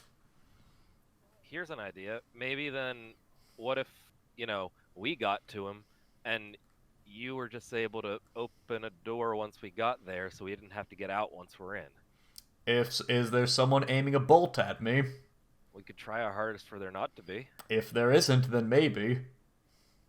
Alright. And I'm going to put that at a firm maybe. But importantly, that relies on me knowing where you are. As we just discussed, if you're next to this man, I don't know where he is. Sure. If could the, I mean, I don't know if everybody else agrees here, but the deal that we make here with telling you our story be that you bring us outside of Herria Magi, and then if we happen to be in a situation where there's no things pointed at us and we're somewhere with this guy, and you can see where we are, you just open a door for us when we ask. It depends entirely on how much danger you're in, but I can probably manage that. But that is a separate favor. That the first one is me taking you there. If you want me to pull you out, that's going to be something else. You're going to need to give me something else for that. How about some information? Depends on the information. That makes it very tricky. You see, of course, to relay what the information is without, spoiling the surprise. I'm aware, but I'm not going to get. But this is your problem to deal with. I'm not going to stick my neck out for nothing. What if I told you information on the Warforged? You seem to have an interest in them, and he looks over towards Power Core. What type of information? Secret information? Okay, you aren't. I need a taste. I need a taste before I can commit to it, my friend. Byron will I quickly know walk over where to... a Warforged is. Okay, there we go. There we go. Okay. Does it have an owner? No. Okay. Wait, is it active? Yes. This is too easy. Do you know what? Sure.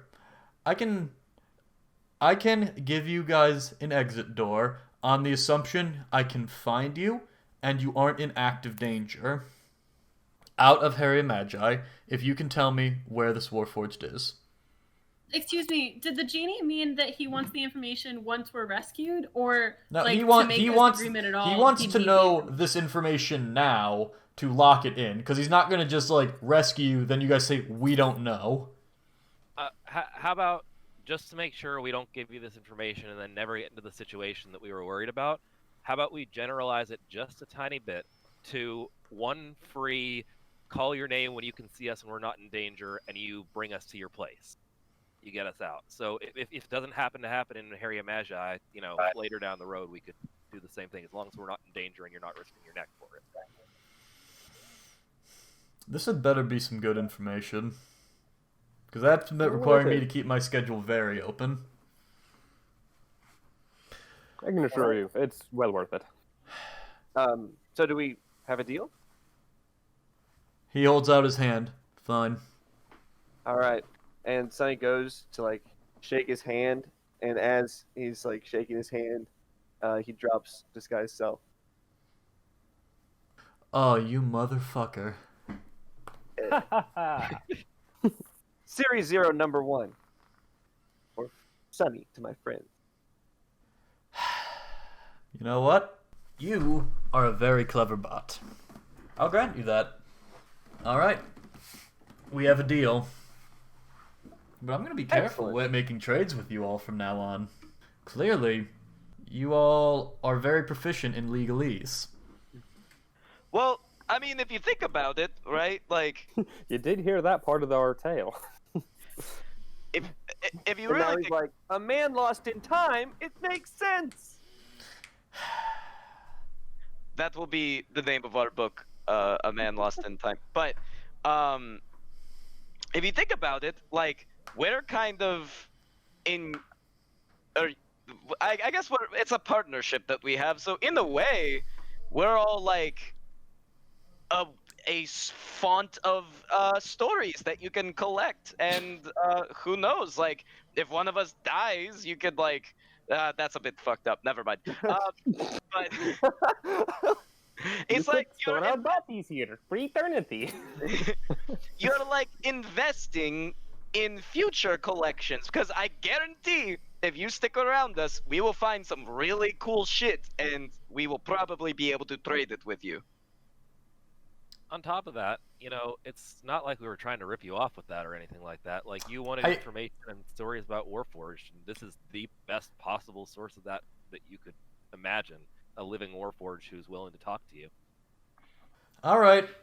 Tomorrow morning, once this lad finishes telling me the story, I'll take you all either Glint or right outside Herria Magi, whichever one you all decide on.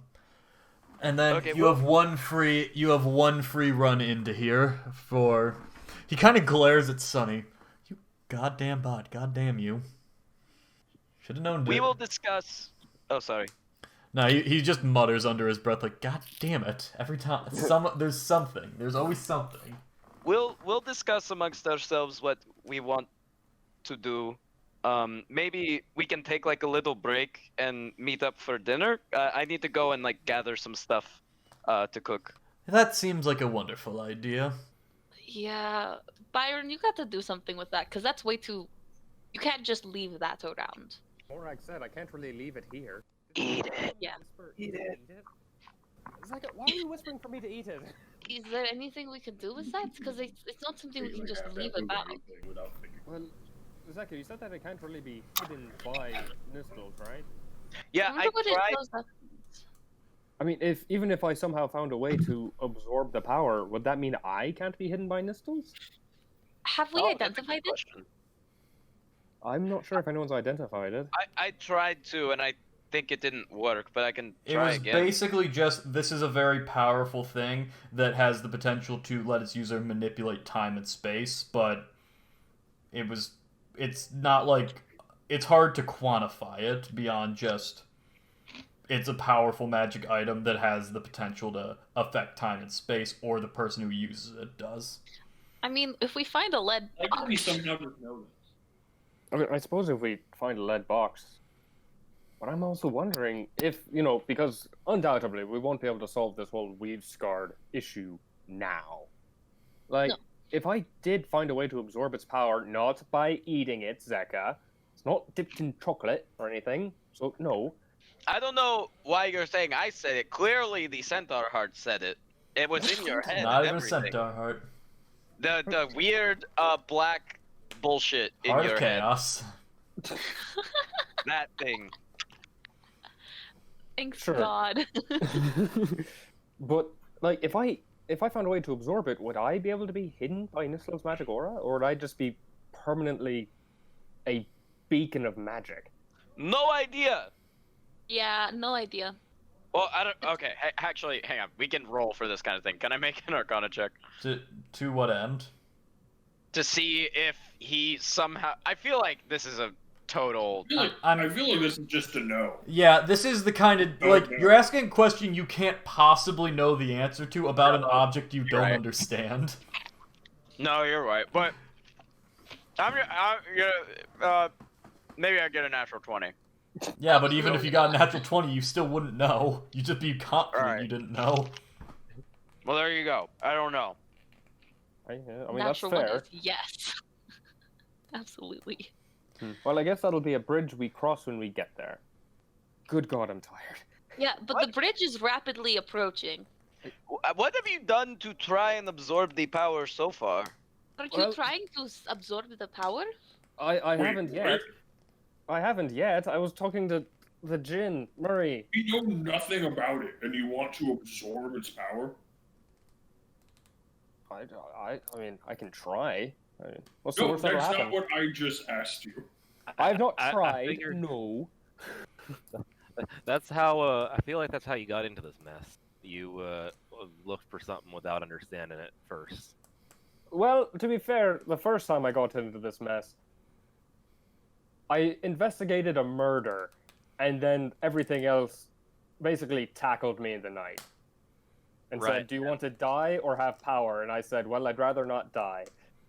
And this time you tackled a god, and now you don't understand it. I feel like you ought to think about learning from your mistakes a little bit here. That's as a friend. I suppose, but at least if I did take this, would I be the person in charge of my own power? Yes. It's not your power. It's the Dusk Dragon's power still. But I also stole it from him, so it's no longer his. I don't think that's how that works. Well, if you steal something, it legally becomes yours. Well, yeah, but it's an organ or some sort. Well, if you eat an organ, This isn't like the ring of the Dusk Dragon. You literally have a pulsating organ-looking thing. So you're Have you telling ever me heard of someone got a eating cat? kidney... So, All I'm saying is that I've never heard of, in all of my research, of someone just finding a magic thing and then being like, well, I'll absorb its power. Well, actually, there was a story at one point about a dragon heart, and then if you lick, like this guy was cooking it, and he like licked some of it, and then he was able to talk to birds, and the birds were like, "Hey, yo, eat the rest of the heart." if I remember Otherwise, right, that that is dude will kill Sigurd. It is Sigurd. Moving on. You guys know that as the Djinn told you, that was made up. But also, I will just point out, you guys do distinctly remember, like, the Dust Dragon, this is radiating with power, and the Dust Dragon, it didn't get the sense of Byron was taking his power. It felt like it was robbing him and wanted that shit back. You get the sense that if Byron just pops it, like, the Dust Dragon wouldn't be this angry that Byron took it if, by him immediately absorbing its power, he was back under his control. Like, he wouldn't be that angry. Now, if he just sold it or something, yeah, but like... That's not what we're worried about. I feel like it's more the fact that it's a giant, extremely radiant arcane energy, and the idea is that, oh, maybe if I eat it, I'll just absorb power. Well, Morak, that's slightly hypocritical coming from a man who decided to shove his brain into a computer. That's completely different. I touched something.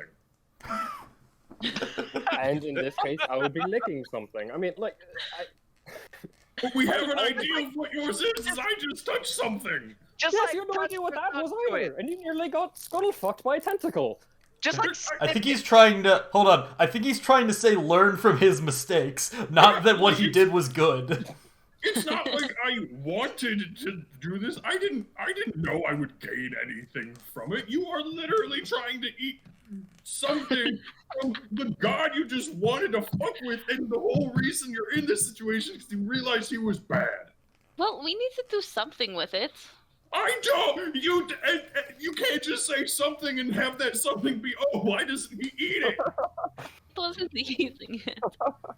I will put it to you this way. I'm nothing better than a pack mule without... So you're gonna eat a bomb and hope Okay, that you have okay, bomb okay. powers. I Okay, mean, let's at just least say I'd be if good for one possibly- use instead of no Okay. use.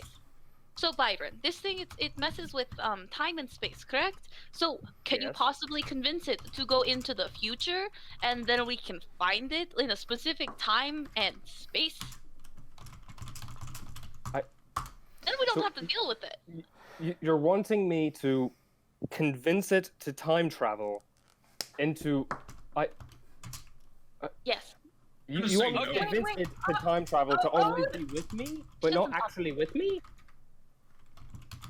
Ode jumps in and she's like, no, Morak, we can't say no to this idea because we don't know what that thing does yet. We don't really understand it. We don't have much of an idea of what kind of power it could do. Maybe it would listen to us and jump into the future so to a certain time and place so we can find it later, but we don't know that. So why don't you use some of your like investigative skills? Like, I don't know, you and Byron can maybe spend the next day as we're preparing to go to Ghent studying it together and maybe actually understanding what kind of power it does have and how one might be able to safely harness that power potentially.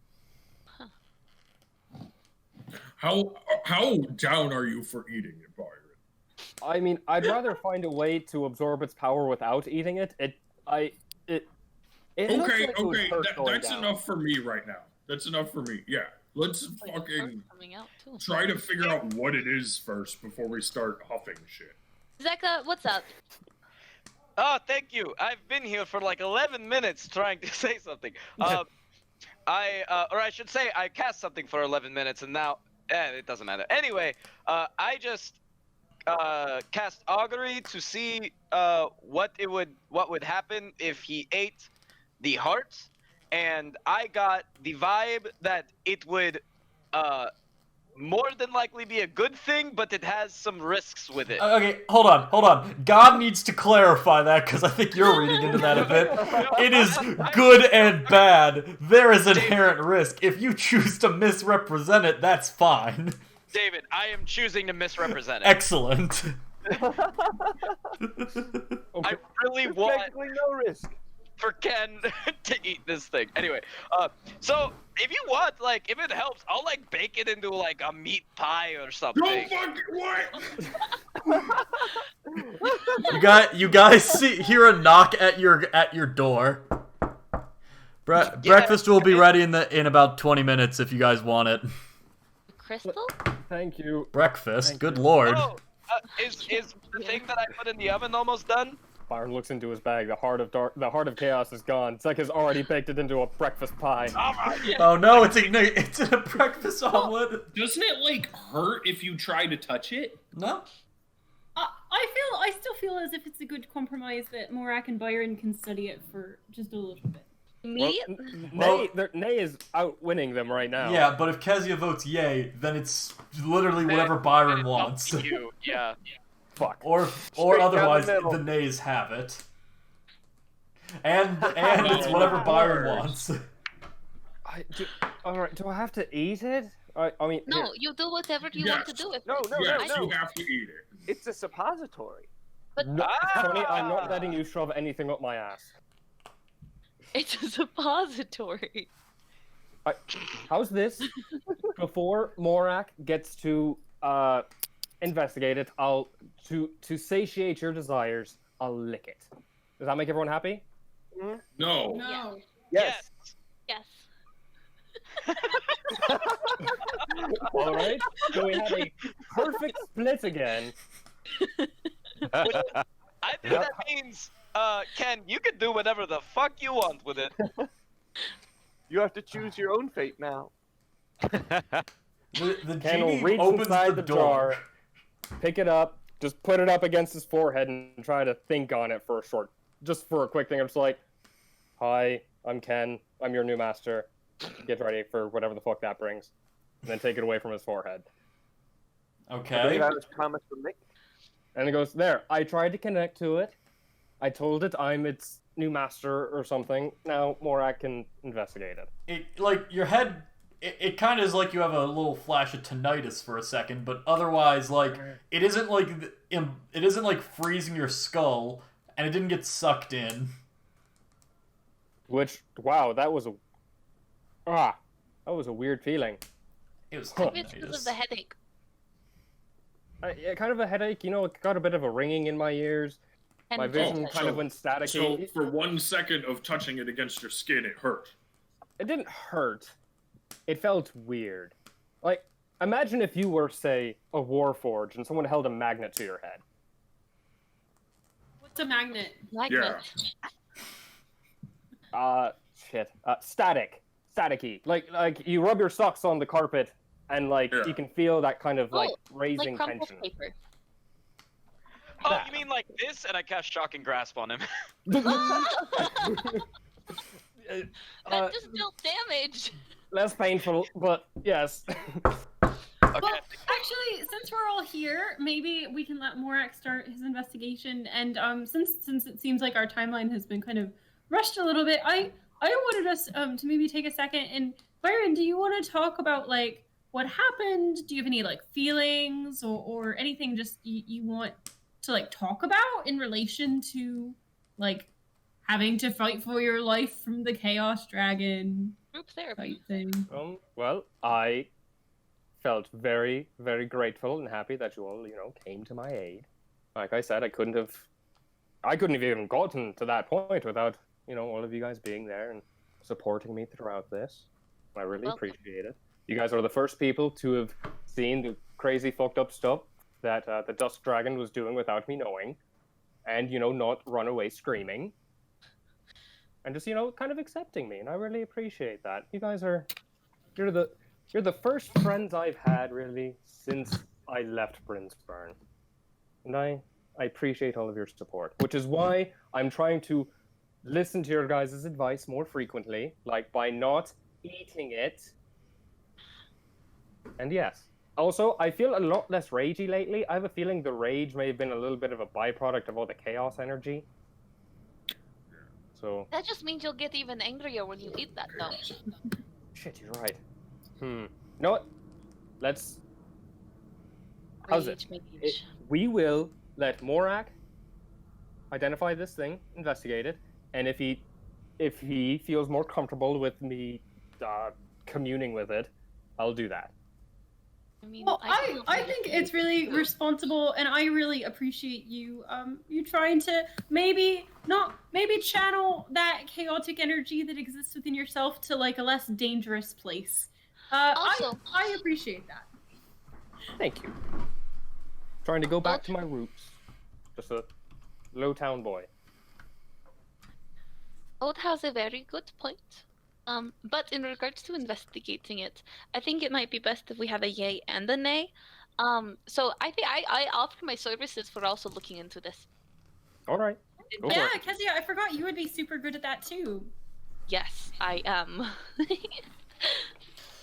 As you guys reach this, what's the one for? Kezia and Morak kind of just begin their investigation into it. Oh, wait, can I say as they begin, Ode will say to Byron, and Byron, if you ever need to talk about that more, kind of what happened to you, like, our ears are always open, and she kind of twitches her little cat ears a little bit. Aww. Thank you. I really appreciate that. You guys are the best thing that has ever happened to me. That's not a good thing. Way to undercut all it, right. Kezia. I was trying to be nice and bring up the mood a little bit, but okay. Right. You guys are the best things that we've ever. Yay! Okay, I'm gonna start researching this. Yeah, and on that middling note, the rest of the party heads downstairs. You guys see Zeka tending to the strangely modern kitchen, and your particular treat, Zeka, it is ready, and it looks. Okay. Roll a d20 for me, real quick. Oh no. Do I get to add herbalism? Just roll a d20. You'll see. Okay. Fuck. Oh, it looks. damn it. No, I'm using my inspiration. This is Okay. important to me. There Okay. Oh, Just- damn it. just That's the worst one. Describe it how you like. Describe it exactly how you like. Okay, so there's a couple of them, but one of them is a little bit more dolled up than the other ones, I will say. Hang on 1 second. I need to actually see what these look like. Okay, I see. They look like they are black raspberry tarts with a nice golden crust and a very evenly spaced swirling array of black raspberries that spiral inward to the center.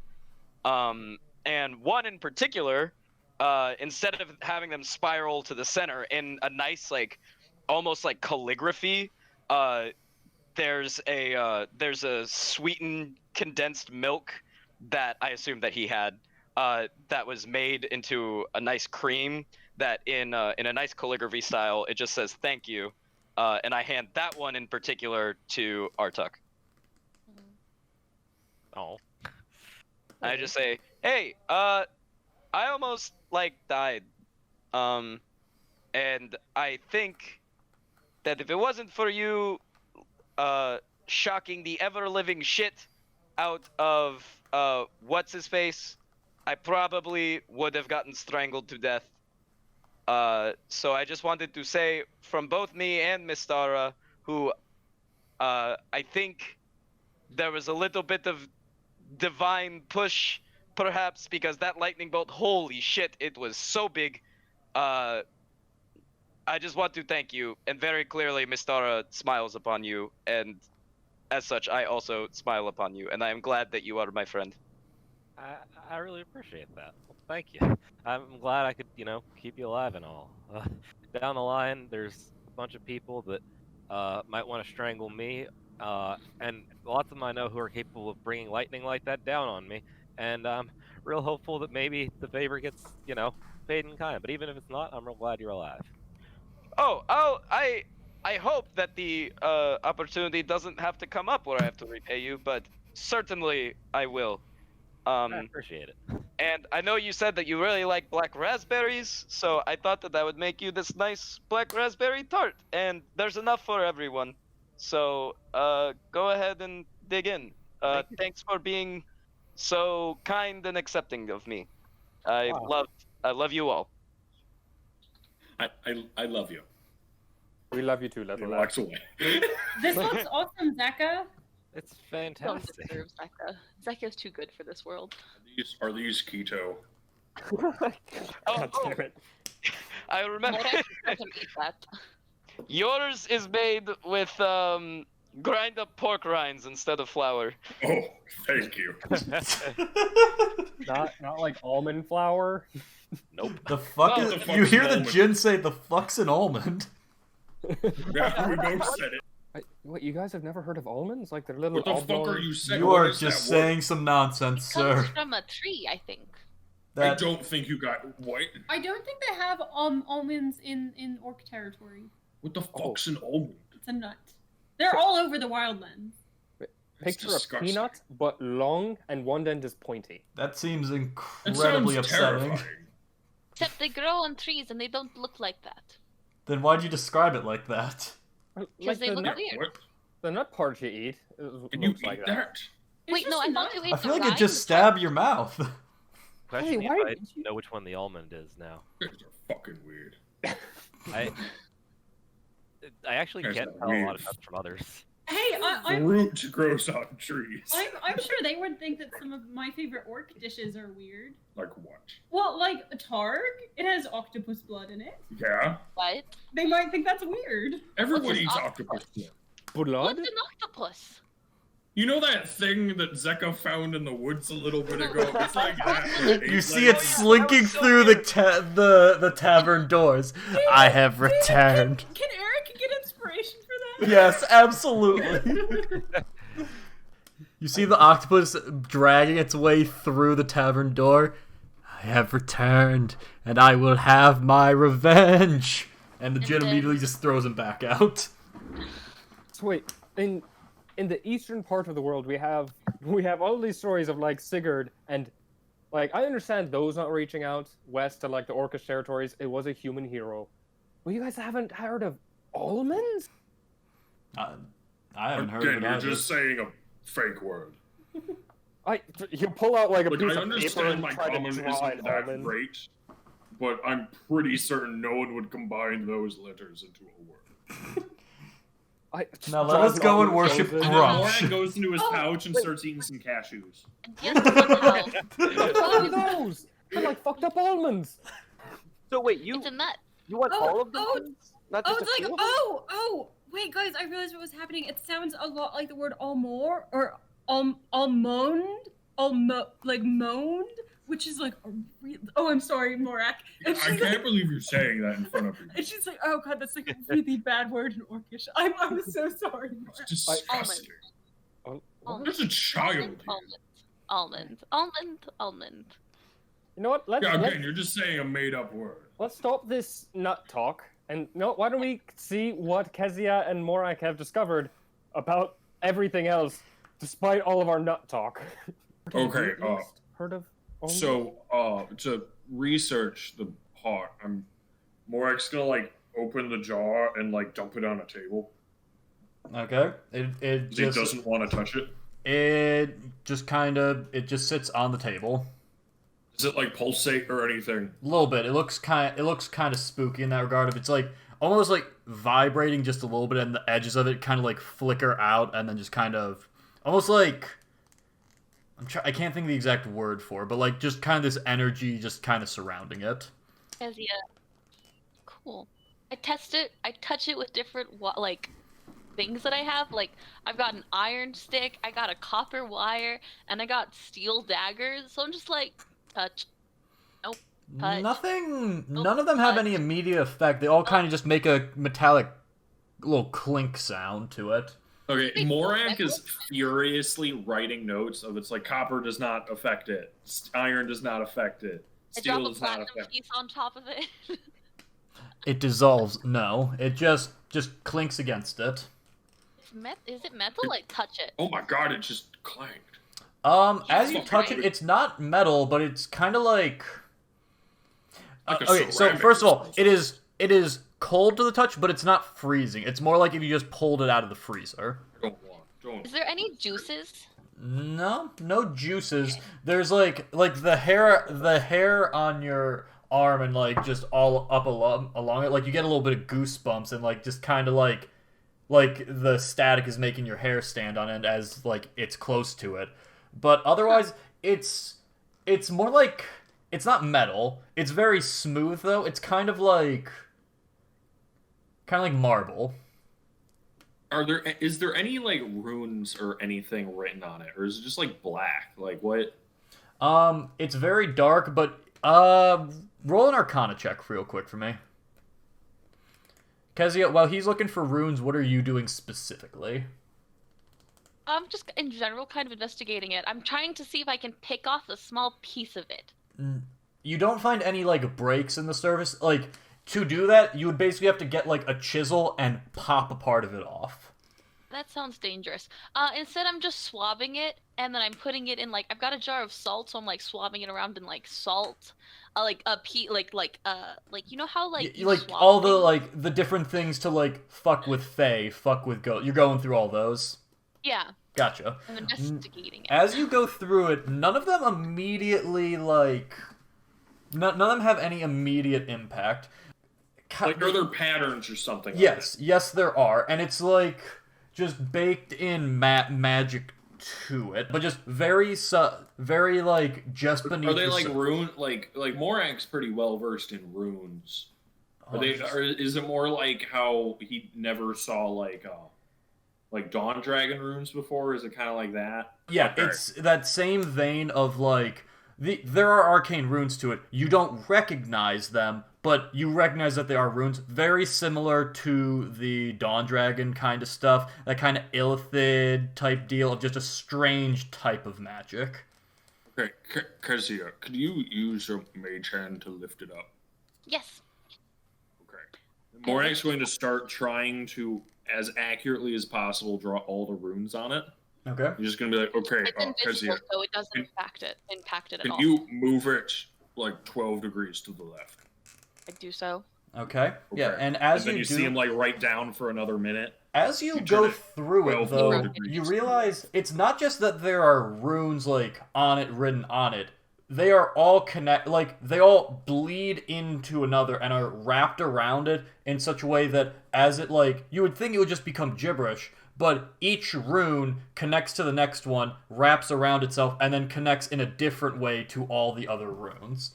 It is like writing a sentence on a Mobius strip.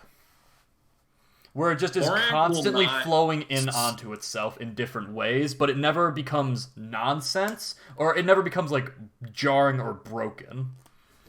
Morak will spend as long as it takes trying to, like, write down as much of that as possible. Okay, it's gonna take you a little while. As you are scribing down those runes, make just a straight intelligence check. Kezia, what are you doing while he's having you rotate it, but you can also do your own kind of investigation as he's doing that?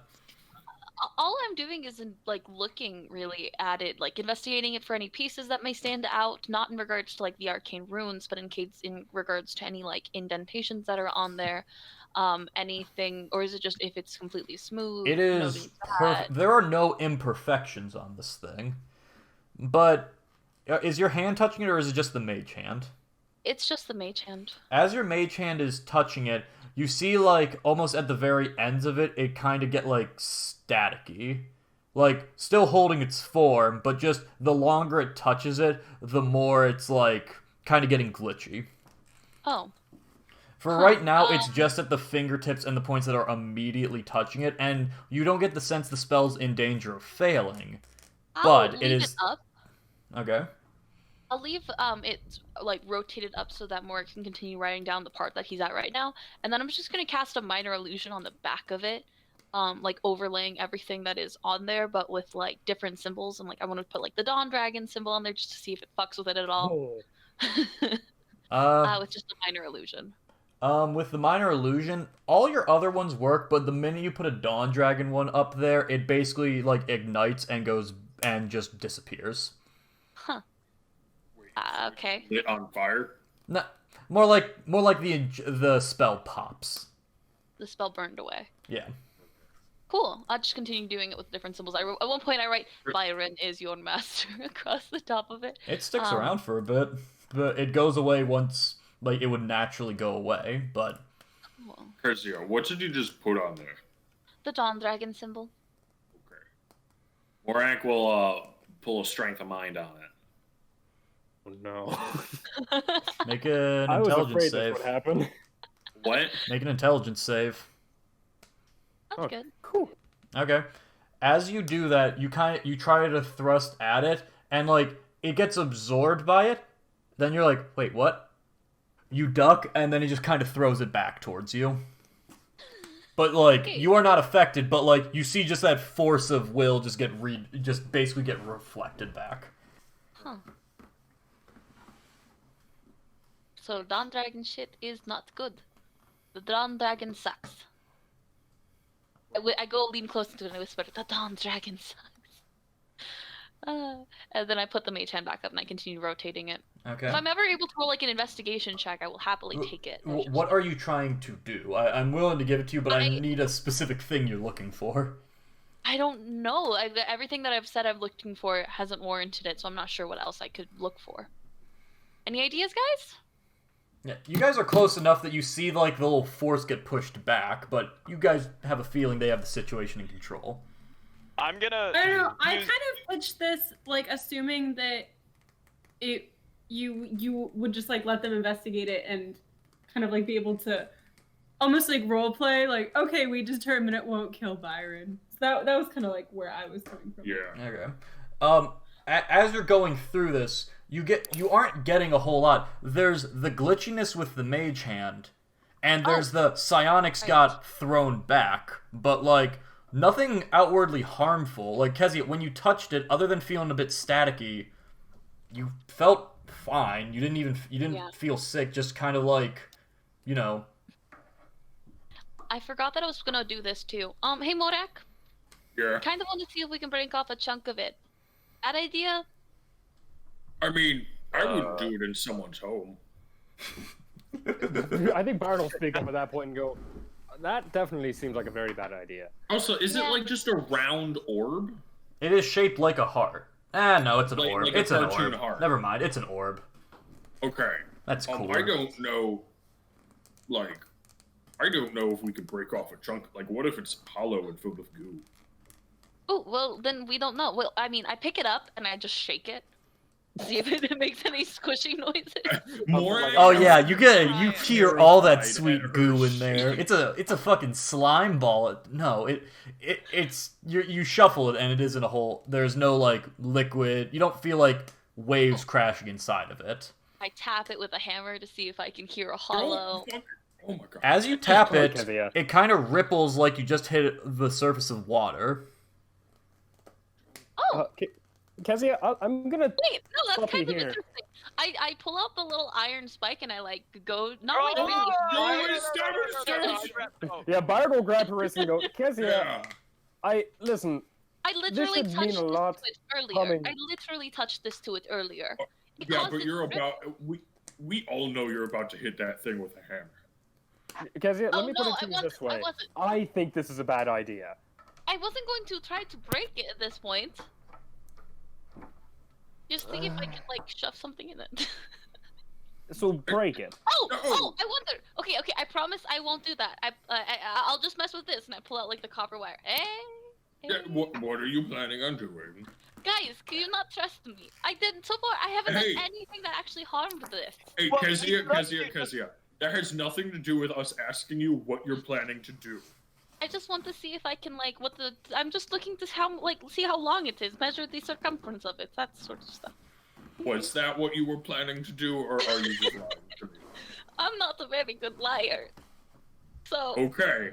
So, you just proved to me that sometimes I shouldn't trust you. no, because you'll know if I'm lying. Anyways, no, I do want to see that. That's not a good reason. It may have been a once upon a time idea, but that's actually a good idea is to actually see if we can measure this, to see if it changes over time, if we do certain things, that way we can see what happens. Alright. Oh, Sorry, can I jump in real quick to say that Ode has asked Zeka to help her clean all of our clothes to make sure they're no longer like bloodstained.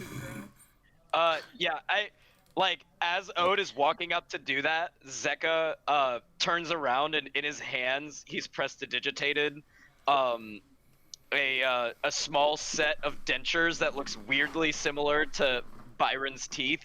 And he says, "Oh, I was thinking we could try and put this on it." That's terrifying. Zeka, You know the thing, Zeka, I got you're back so in third awesome. grade. Zeka, that's amazing. Wait, I hand it to Kezia and I go help Ode. okay, this is random. By the exact reading of prestidigitation, when it says you can clean or soil an object no longer than 1 cubic foot, does that mean that after an hour it would go back to being soiled? No, I think. Because the We've duration always is up to treated 1 it as hour. permanent. Oh, okay. No, it just says you instantaneously clean. I think the Everything else duration is is more for elastic. how long you can make the sparks go, maybe. Yeah, Or it's like, something that you summon into your hand. yeah. Cool. Well, we'll work on cleaning our clothes. Alrighty. Wait, you can soil too? Yeah. Wait, Yeah, you can Yeah. make it look like someone pissed themselves. All right. that's so shitty. Yeah, I. Yeah, Oh, no, I'm you gonna don't go... make it look like you make it actually happen. Oh wait, Where Chris did ain't this come from? I'm just gonna clean all our clothes using prestidigitation because I can do that.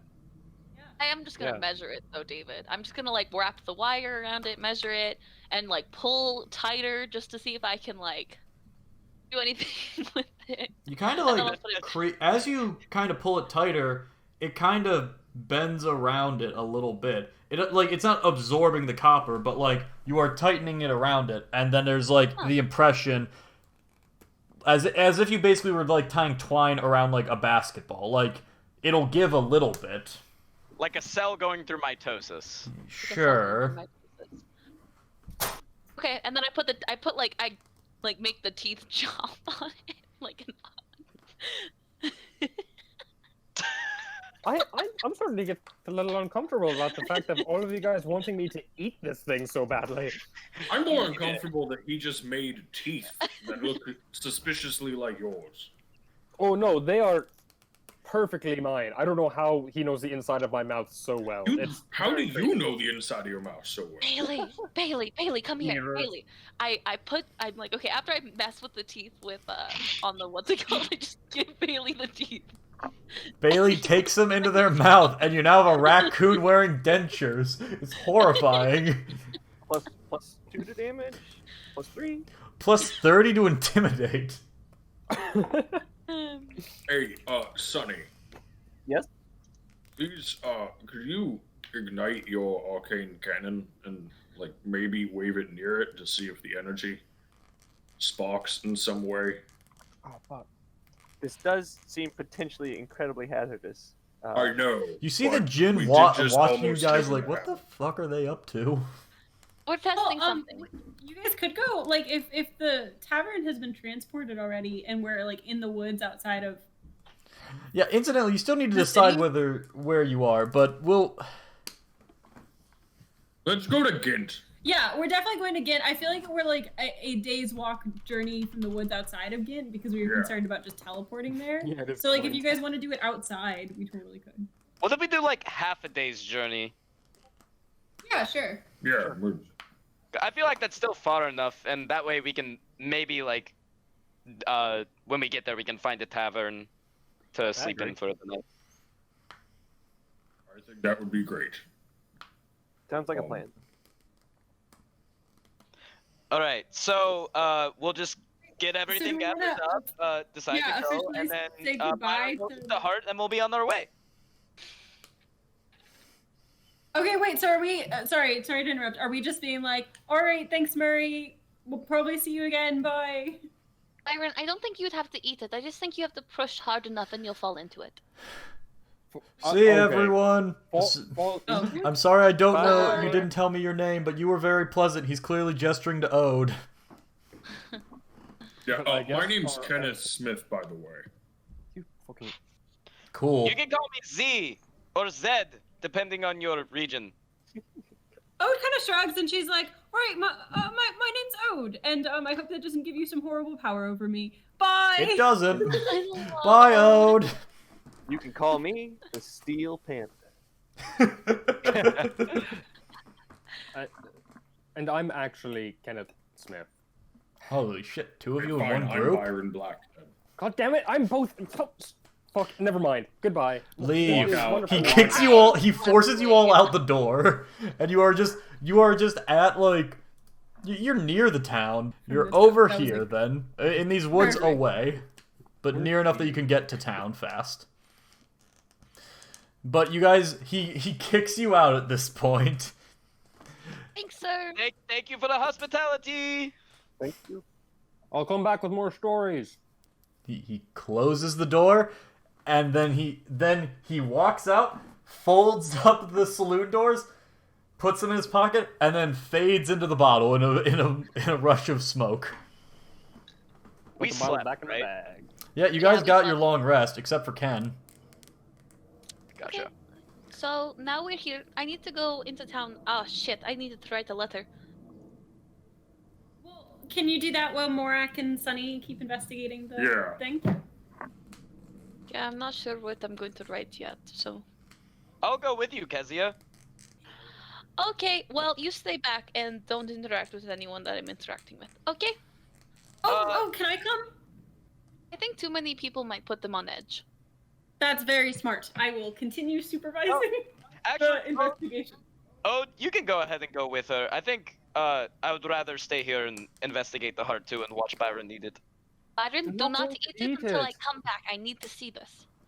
I feel like, oh, you're better at gathering information and following orders than I am. Because Kezia, as you said all those things, it was like in one ear and right out the other. I was definitely going to talk to someone. Well, Thank you for I'm being great honest. at following orders, so I'm good at that. And Kezia and Ode, you start to head into Glint, and it's kind of run down isn't the right word, but just as you walk through it, just a little bit shady. Like, this isn't a pirate town, but there's definitely a handful of pirates in here. It's kind of run down, pretty standard fantasy port town. It's not, like, huge, but, like, there's a small dock over in this section and over here. Ships coming and going. It's not bustling by far, but there's a fair amount of it. There's a good amount of foot traffic. I would say you guys get in here... Oh, you transported, so you're here in the morning. Oh, I guess Can I'll you go show look us for where my we fish are on on the the map, David? Certainly. Yeah. Let me go over there. What was that, Brenna? I was talking over you. Sorry. Oh, it's okay. It's not. Let's see where he points us first. So Oh, you guys were right here. You are now there. wow, Man. 35 feet away. Yeah, I know. Hell of a walk. Across the ocean and everything. We're all really short, actually. Okay, I'm sure I have a usual contact in Glint. It's been a bit since you've like spoken to them, but you know you could rouse them. It would probably take a bit of time just going to the appropriate spots, but you could manage it. Yeah. I wait, would okay, like to really point quick. out that I'll have Ode change out of her monk's clothes before we go, so she's just wearing kind of regular, like brown pants and shirt, like normal folks' clothes. Really quick, guys. Did we decide who we were getting in via smuggling? You guys are gonna get investigated on the way in. Any magic items you have will probably be seized. Yeah. And Well, we any can magic smuggle them in. people, Zeka and Artuk, will probably be taken aside to be interrogated because they're inherently magic. Yeah. So were we gonna go ahead and try to Nistel's magic aura them going in and smuggle all the items, or what was the plan? Because I don't remember if we discussed that part. I don't know. Also, I think we haven't talked about that yet. Can we I talk think about we should that? probably try to smuggle the magic item, like Morak's shield and the heart, in if we can smuggle Yeah. items in. And as for the Mistel's magic aura versus smuggling, I don't know.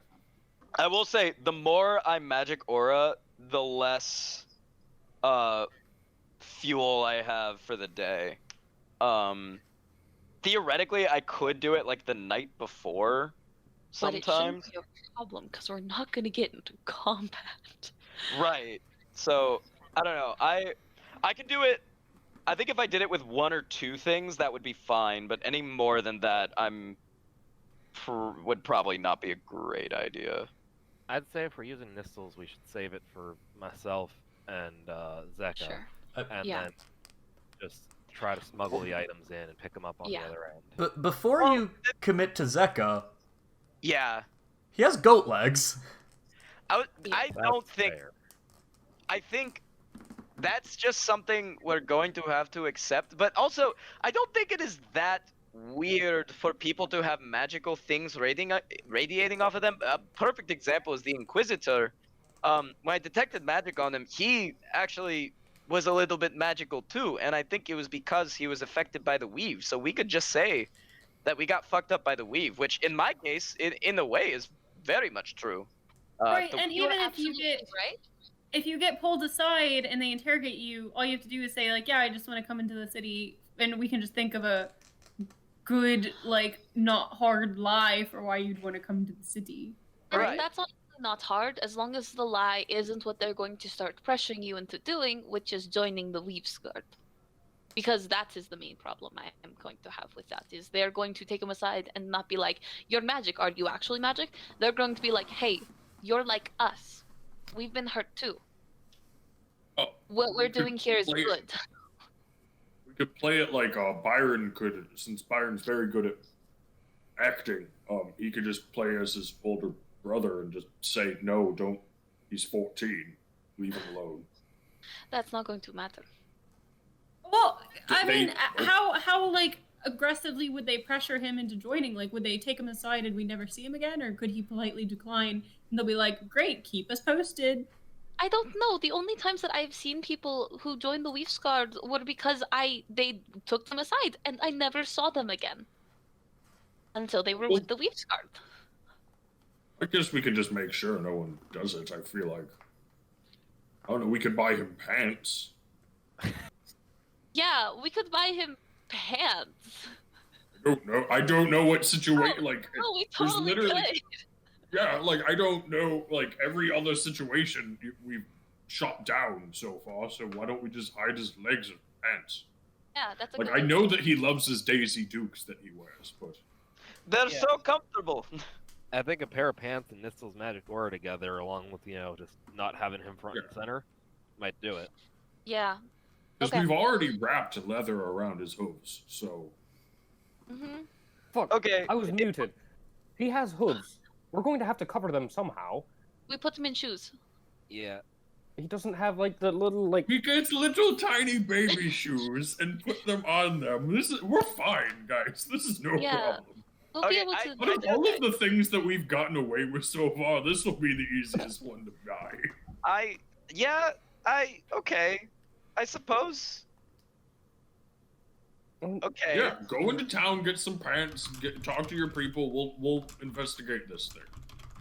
Just make them like super, super baggy pants. Like really baggy. Because I don't think normal pants would fit me. And also, worst case scenario here, right? Is just, they see that, they see through the pants and they're like, okay, he's got goat legs. And then Zeka says, well, yeah, I'm embarrassed about it. I got fucked up by the weave. And they say, oh, well, let's talk to you. It's, the same scenario as we just talked about. So worst case scenario was our plan B anyway. Okay. The other option is, and Zeka will clasp his robe together, which hides his normally exposed like shirt underneath. I could just do this, and then they can't see my legs. No, I really like the idea of getting you pants. Yeah, Okay. I think no matter what, pants might be the best way to go. I feel like you guys It's just kind of really weird want me that to you wear haven't been pants. wearing pants. Yeah, I just didn't want to talk about it. Yeah. And shoes. We need Well- to get shoes as well. All right. I will entrust you guys to do that. I will do this. I will wear pants. Why don't you come with us? That way we can stop by a tailor. Hey, Kezia, I am a tailor. yeah, we have one of the best tailors around. Why don't we get into town, get some fabric, and then we go meet with the dude, or backwards. Backwards would be probably be better. Perfect. Ode goes into her canonical tailor's tools that she's been carrying and takes some quick measurements of Zeka's legs. Dinko jeans, Eric. Yep. You don't have the embroidery on them, but luckily we do have Ode to embroider those Yeah, pants. he gets to put whatever Yeah, I whatever also special have weaver's symbols, tools. That's really awesome. Okay. customize them however he wants. How now we kids have a these plan. days. Can I have some flames on the pants? Would that be cool? Sure, buddy. Let me Yes, find a picture of for you. course it would be cool, Zeka. Oh, I didn't know you were a tailor. Well, Right, it was my job at the monastery before they told me I could be a monk. I thought you just embroidered stuff because you made such a beautiful design. That's so sweet too. I kind of got into it because I like embroidery. That embroidery is what I did at the commune I grew up on. Oh, But cool. we can get that into that another time. Yeah, we're kind of in a busy Okay. situation right now. Well, then why don't we head in? I think I know we 'cause it's been a while since I've been here, but I should be able to find my dude. Mikolaj? Why don't you come with me? Nikolaj? There. Mikolaj. I'm writing him down in allies, just so you're aware. He Alright. needs to be a name. You'll have to tell me when I should be talking and not talk. I'm just gonna assume not talking unless you tell me. She nods. From what you remember... okay. Nods like knowingly at Kezia. Like I'm really good at not talking. I promise. You had very limited experience with him the last time because you were kind of just getting the hell out before any Weavesguard nabbed you.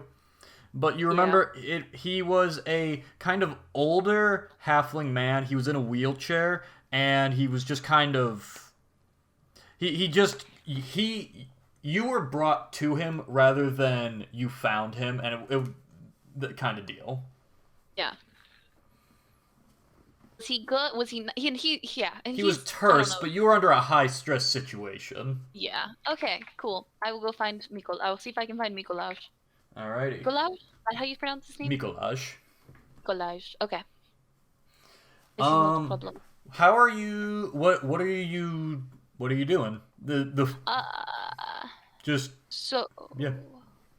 I don't know where. Because I haven't been to the town specifically. I think normally I send things in from like different locations and just was like courier service. Yeah, you're associated with. Yeah, let's go away. And so this I would probably just be looking around, seeing if I can find any I would look in locations where I would know to find Alfies in a similar sense of Okay. feeling for location. Like it's like not necessarily as run down and like in the middle of nothing, but it's not super high end either. Certainly. Those little middle grounds. You eventually find there's a few spots that could work, but the one you're feeling the most confident in, it's of course it's a tavern, but it's a tavern that's just called the Wounded Wolf. Okay. It's kind of towards the edge of town over here, near the docks, but not like on them. And David, I'm going to attempt to speak in Thieves' Cant whenever I do end up getting there. So I've thought a lot about different names for different things. Okay, I'll do my best to yes and.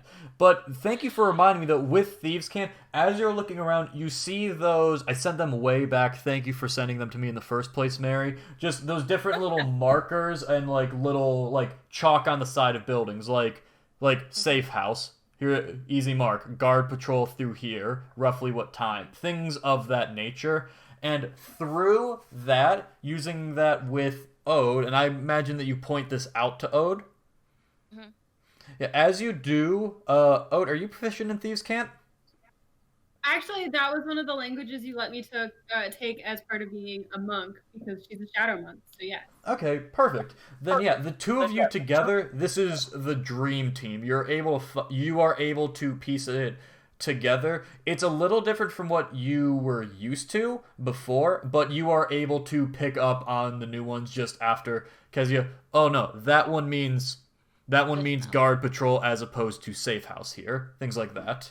And I feel like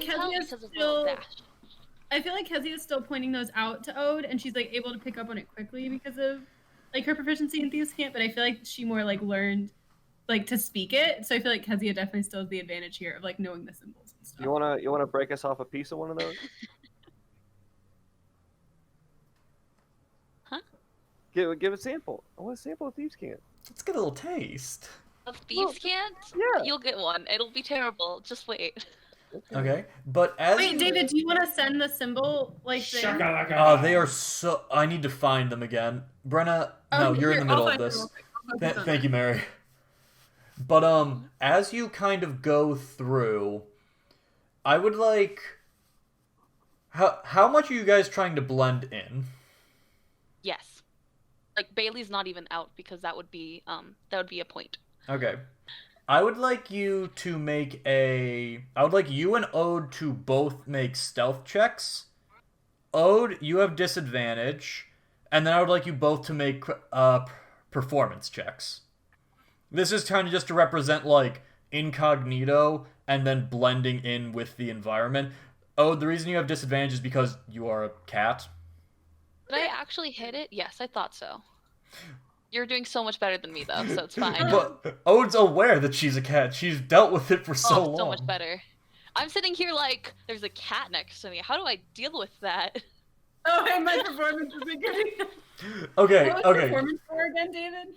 Kind of just like blending in, like not drawing attention. Like you guys don't cut a.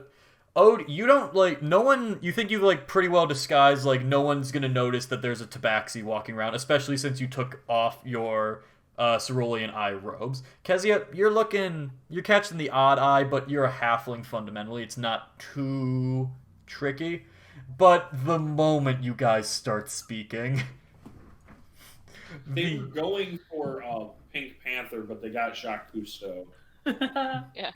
No, it's just like I point, and it's like I'm like, oh yeah, and so that's what that means. And then I'm just like saying this up, and I'm like, I have no idea how to gauge this height. It's too tall. She's too tall. Wait, are we still looking for Kezia's contact in the city? Is that what's going on? You have a lead. It's at the Wounded Wolf Tavern. And you guys start making your way there. Both of you make do we want to jump back to the That is a great idea. Research boys, what you got? I mean, I can't stress how poorly this is probably going to go if we're the research boys, but I know, but this is how it happens, man. Like this is sometimes when you're doing research, you got to get a little bit risky. All right. We just need to wave the energy near it. We don't need to hit it. Just put it near it. All right, I do thusly. As you do, your cannon your cannon starts like vibrating. Like, Ooh. do you start like, do you prime it to fire? I'm sure. Yeah. No, Alright. I tell Morak what I'm doing as I'm doing it. Okay, he's furiously writing notes. Yeah, and as you do, like, your arm starts shaking. Like, the magical energy that's kind of getting banked and getting ready to fire whenever you fire your Eldritch Blast, like, it's starting to go, not, like, critical, but, like, you get the sense it's being it's, like, you could hold this for a while. You get the sense this thing's either going to pop in your arm, or you need to fire it off if you keep it near this thing for any longer. Okay, I take it away. Alright, and after a second, it has to fire off. Let's shoot it in the air. No, actually shoot at the ground. You shoot in the air, Smart. it lands. Lands, hits Byron, he's dead. Oh no. But no, Oh my you God. pop it off, and it's just like scorched marks, and just, it's not too different from it, but you get the sense psionics are tied to you and your cannon. I feel like psionics are attached to me and my cannon. I'm going to try something. I would like to cast Detect Thoughts on it. As you do this, Like this. immediately as you see it, Sonny, you look in and you kind of like shake your head. You look around and you are back in Hollux, back with the rest of your camp. You are currently on expedition to continue the assault against the Tuskbane Empire. It's about 3 months after the Battle of Four Rivers Plains, which unfortunately the Empire was defeated at, but was not terribly defeated at. So you kind of were routed and are still trying to keep up the war. And you're about to be deployed to redeploy towards the front, and then you're snapped back, and you're like, "What the fuck?" I look around. Does everything still make sense here? It takes a second to readjust, but you saw something. That wasn't just like looking and watching like a play. You were in the zone.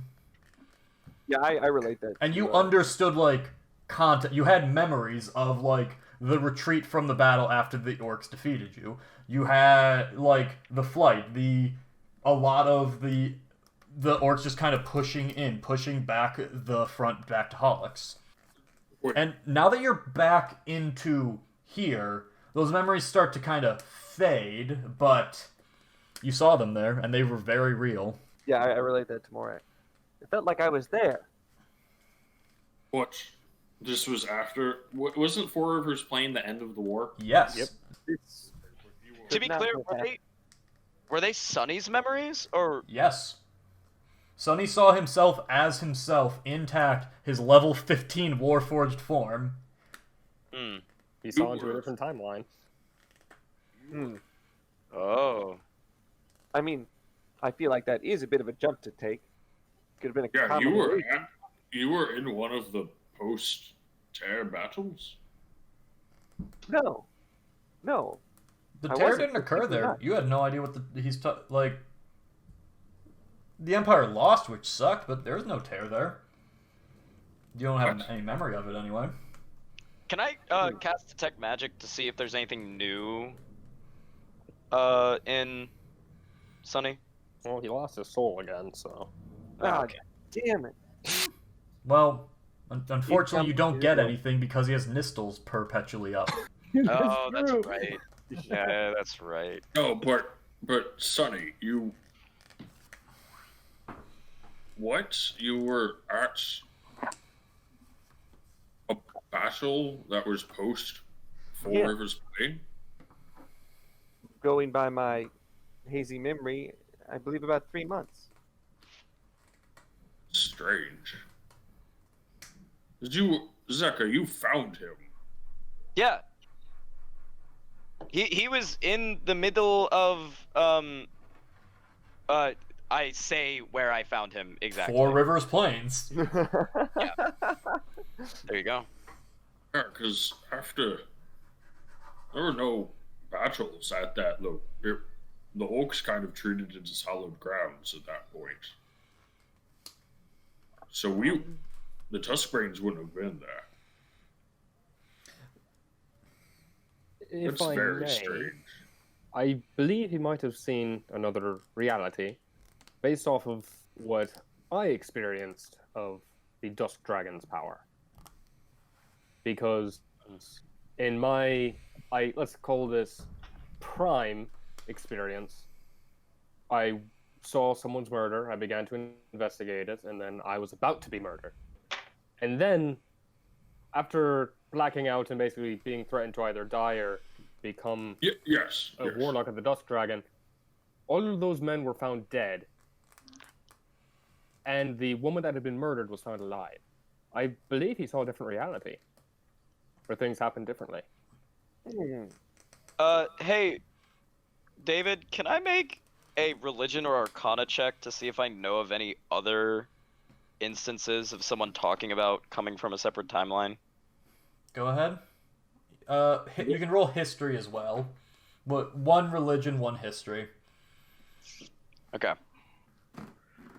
Okay, Kezia, I kept reading arcs as Eric's, and it took me about a minute. Religiously, you don't remember anything of that nature. Like, like, Mad Men and that kind of deal. Like, yeah. But it's kind of the deal of, like, seers will tell you, like, this is one path of many. That kind of deal. But nothing like, this man is from a different timeline. History, it's like a trope in reading, but no, like, credible historical evidence. Sure. Okay. The only thing that I know of that may be related is, like, fortune tellers. They can see into the future sometimes, from what I understand, but sometimes it, they kind of have this is one of many paths you can take, like, so I wonder if maybe that was another branch that you just looked into? Kind of like... I'll find out, and I do it again. Sonny, as you peer in once again, this time you remember, you are pushing past the town of Capra. It's about 2 months after the Battle of Four Rivers Plains, and this time instead, you remember distinctly, of course the Imperials won, we always win, and this time they are pushing through and kind of securing it. The Tuskbane Coalition has not surrendered, but the back has been firmly broken. See. And then you're pulled back, and then you kind of just snap back. To reality. Oh, No. There goes gravity. Oh no. I try to hold on to the ground. So, yes. So, this time, it appears that the Empire had won the battle. It was roughly 2 months after. Clearly, it's fantasy. Capra. But, no. Autok, since you're now the physically most connected one to the Dusk Dragon, do you have any thoughts on this? I'm largely confused at the nature of this thing at all, and quite frankly, I don't understand the Dawn Dragon well enough to know what to do with the Dusk Dragon at this point. I figure at the end of the day here, right, what we're looking at is something real important to the Dusk Dragon.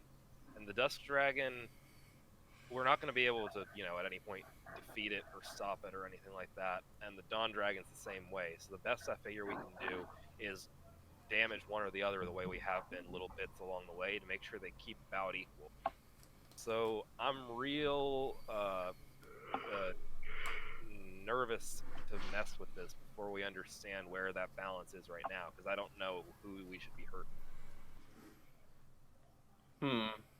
Well, kind of going along with that, I was meaning to talk to you about this, but if I have control over this power, shouldn't I be able to control how much chaos comes out of it? I could help ensure there is balance. I mean, that'd be great if it's what ends up happening. It's the way. Yeah, they're just taking a lot of liberties on what it could be. Yeah, and so further than that too, right? I've been recently talking to mushrooms, right? As you do. Yeah, mushrooms are a real persuasive and powerful bit of nature to reckon with. That's why you don't see a lot of low-level type druids, playing with them all that much, and why I really haven't dabbled in things like, resurrecting things and using the mushrooms the way I have until recently. There's nothing wrong with them or anything like that. They're not inherently evil, even though they, bring zombies to life, even though they, seek to corrupt and, destroy and things like that. They ain't doing anything wrong. They're just trying to survive and live the way anything else is. That's just, they live by feeding off the decay of other things. And I feel like, and I didn't mess with them until now because I didn't have the power to tell them when it was okay to deal with things and not okay to deal with. I feel like everything you've done so far with the Dusk Dragon has been, playing with mushrooms before you were ready to handle them. It's been working with something that there's nothing wrong with the Dawn Dragon or Dusk Dragon, either one at the end of the day. They're both just trying to exist the way that they know how and, continue to survive and thrive. There's nothing wrong with that. The goal of anybody who's got the wisdom that's granted to, mortal beings like us is to act as a mediator between these forces that try to help them all live together the best that they can.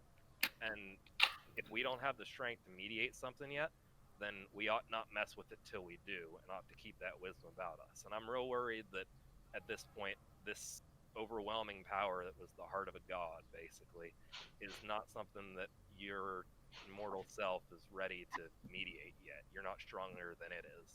I can only play with mushrooms at this point because I'm strong enough to understand when I can tell the mushrooms to say no, and they're weak enough to understand that I'm the one who gets to say that. I suppose. I worry about what we'll do with it in the meantime. Like, we certainly can't take it into Herria Magi. It's a giant beacon of magic that we can't hide, and it will almost certainly draw every single magic-sniffing dog within probably, like, a mile radius to it.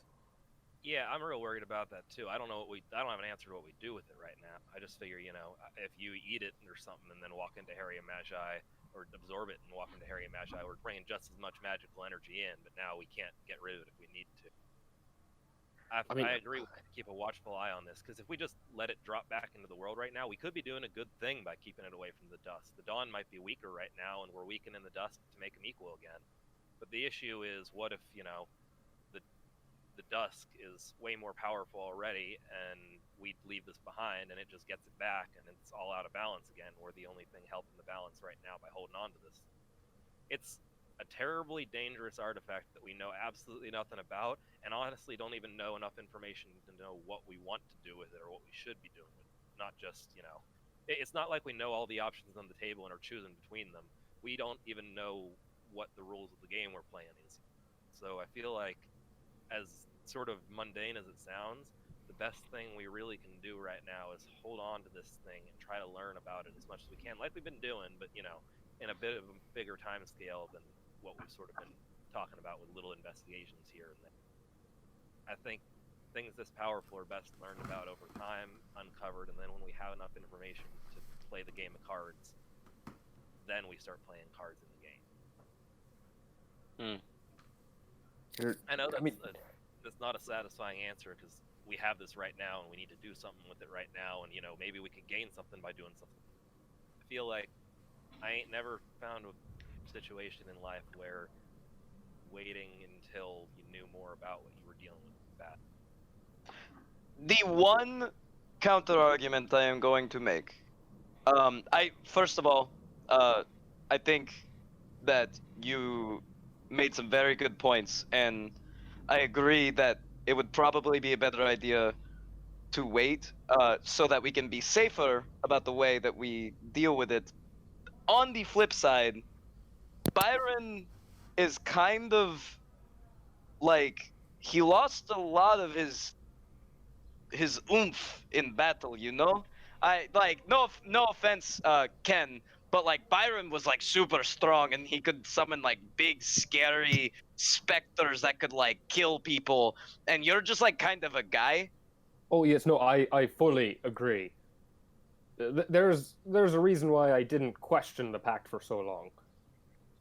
This form, he'll kind of look down at himself, is pretty meager and wimpy. All I can really do is talk somewhat well. Byron, I know that you've lost a lot in the past 2 days, I think it's been. Not even that, I think it's been a single one. Yeah. I can tell that you're hungry for becoming as powerful as you used to be. Well, I'm hungry for having the power to not die as soon as anything touches me. I understand, but you're also jumping into something that you know nothing about. And I want you to know that I want you to be, because somehow out of everything you know about the Dusk Dragon, somehow this is the most you know about anything related to it. You did not know how your powers worked for the entirety of us knowing you. Pretty much. You knew a little bit, but whenever you did something big, you didn't know. And personally, that's why I didn't stay near you during battles, because I don't want to get sucked into a black hole, preferably. Understandable. But as long as you promise to not gain more than you should have, I'm okay with you holding on to this and trying to use it. You seem very connected to it. A good way to put it, you seem like the type of person that once they learn the rules, you'll try to break the game. And I really don't want you to break this one.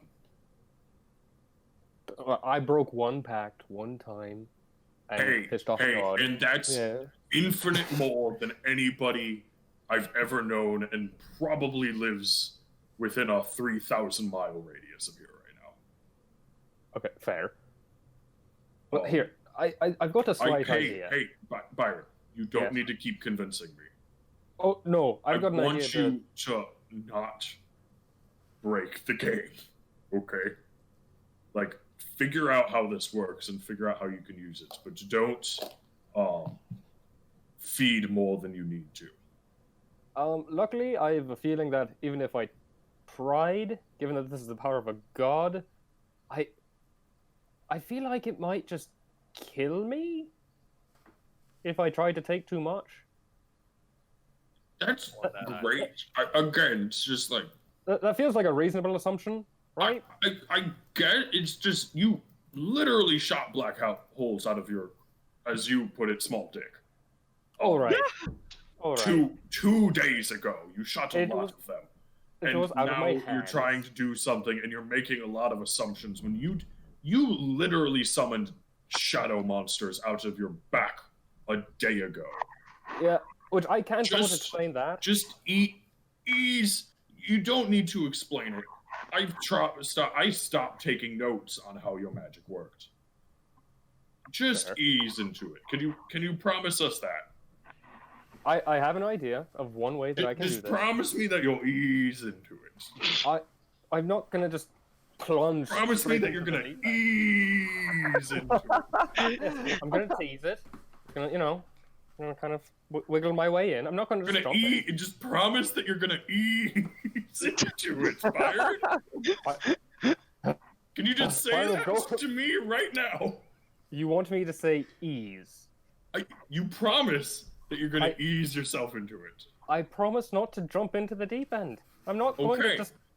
Here is your giant apple of destruction and chaos magic. All right. Have fun with it as you do. Wait, Kezia did specifically I ask did it for... without metagaming, guys. Congrats. Okay, you can huff it now. Have fun being a part. He's not gonna huff it. He's just gonna grab it and thinking on what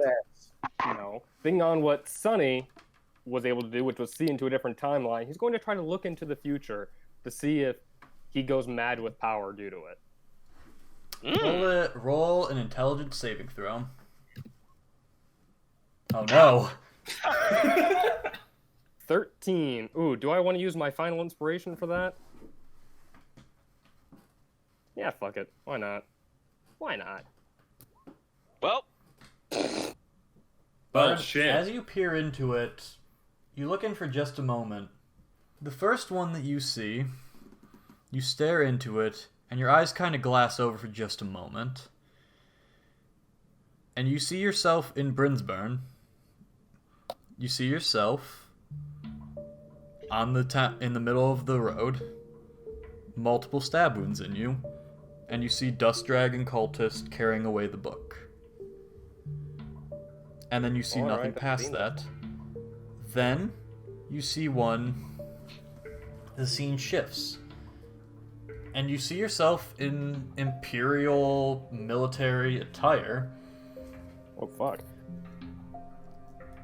And you see yourself practicing magic. You see yourself moving through and creating these copies of yourself. Not in the sense of the shadow ones that kind of with the Dust Dragon, but more like just almost mirror images of yourself to distract people, practicing throughout it, and just shipping out. You see one where you're back in Brinsburn again. This time, just remaining a blacksmith.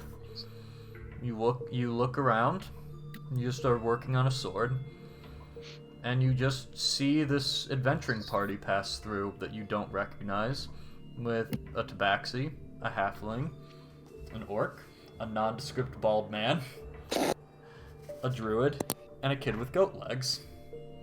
And you feel a little envious, but then you get back to your work. Each of these you think of, and it stops at a certain point. It stops at what would be considered the present for that given moment. And you can't see any further, because to quote Mystara, the future is unwritten. The one that you settle on, though, you are in Herria Magi, oddly enough.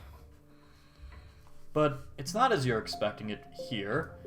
You are attending the Arcane University there. The Koronix Institute of Arcane Endeavors. Because your family set aside the money such that you could go. And you remember distinctly studying, working your ass off, and focusing a lot on just kind of the persuasive arts, the magical arts. In part to tell stories of heroes, because they've just always fascinated you. In part so you can promote your family's business once you're back home. But even that one fades. But that one takes longer to fade. Because that one feels so close. So very close. And you are pulled back to reality. You guys see him. Byron is kind of there for just a little bit longer. Just, you see him, maybe 30 seconds, he's just kind of staring at this thing. But as you do that, you reawaken. And, yeah, you see these alternate timelines. You don't get the sense that you're going to go mad with this.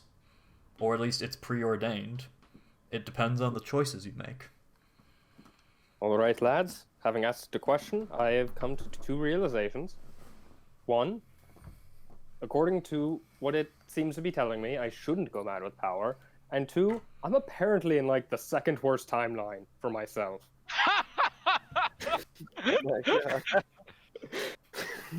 So, I don't know what to do with that information, but if you guys are okay with me huffing it, I will.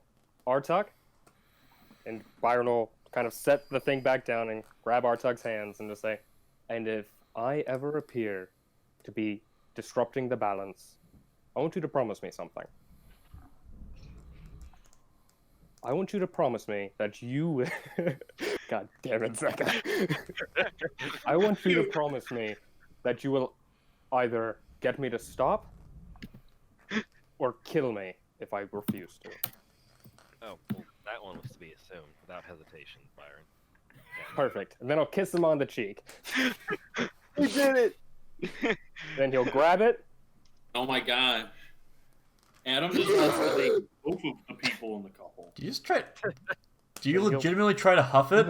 No. He'll just kind of like grab it first. What do you do? Describe it in great detail, Carson. Repository. Firmly grasp it. He will try to enforce his will upon it. Think hard onto that timeline that he enjoyed most. You know, the one where he's a bard, and then attempt to crush it. Whoa! And absorb the power into himself. As you guys see Roll a this... strength check. No, roll a charisma check. Ease into it, Carson. Ease into it. Roll a charisma check. I'm giving you inspiration. Oh, no. I'm giving you an inspiration. Oh, but I want to see this timeline, though. That's true. Wait, hang on. Do I want to give it to him? No, this is when he's a freaking blacksmith. No, or he's dead. No. Okay. What is it, though? Second I worst give him my inspiration. I have too much anyway right now. Okay, thank you. Roll another one. That's a bit There better. we go. That's a lot better. Byron, you focus in on yourself, and you focus in on this, and you can think of... It's such a weird... It's a weird feeling. You know that this is real, but it's not quite real either. And the memories, you can piece them together. You're studying at the Koronix Institute after Imperial... Not victory, but the tear didn't occur in this timeline. But it kind of just came out to a truce between the Tuskbanes and the Imperials.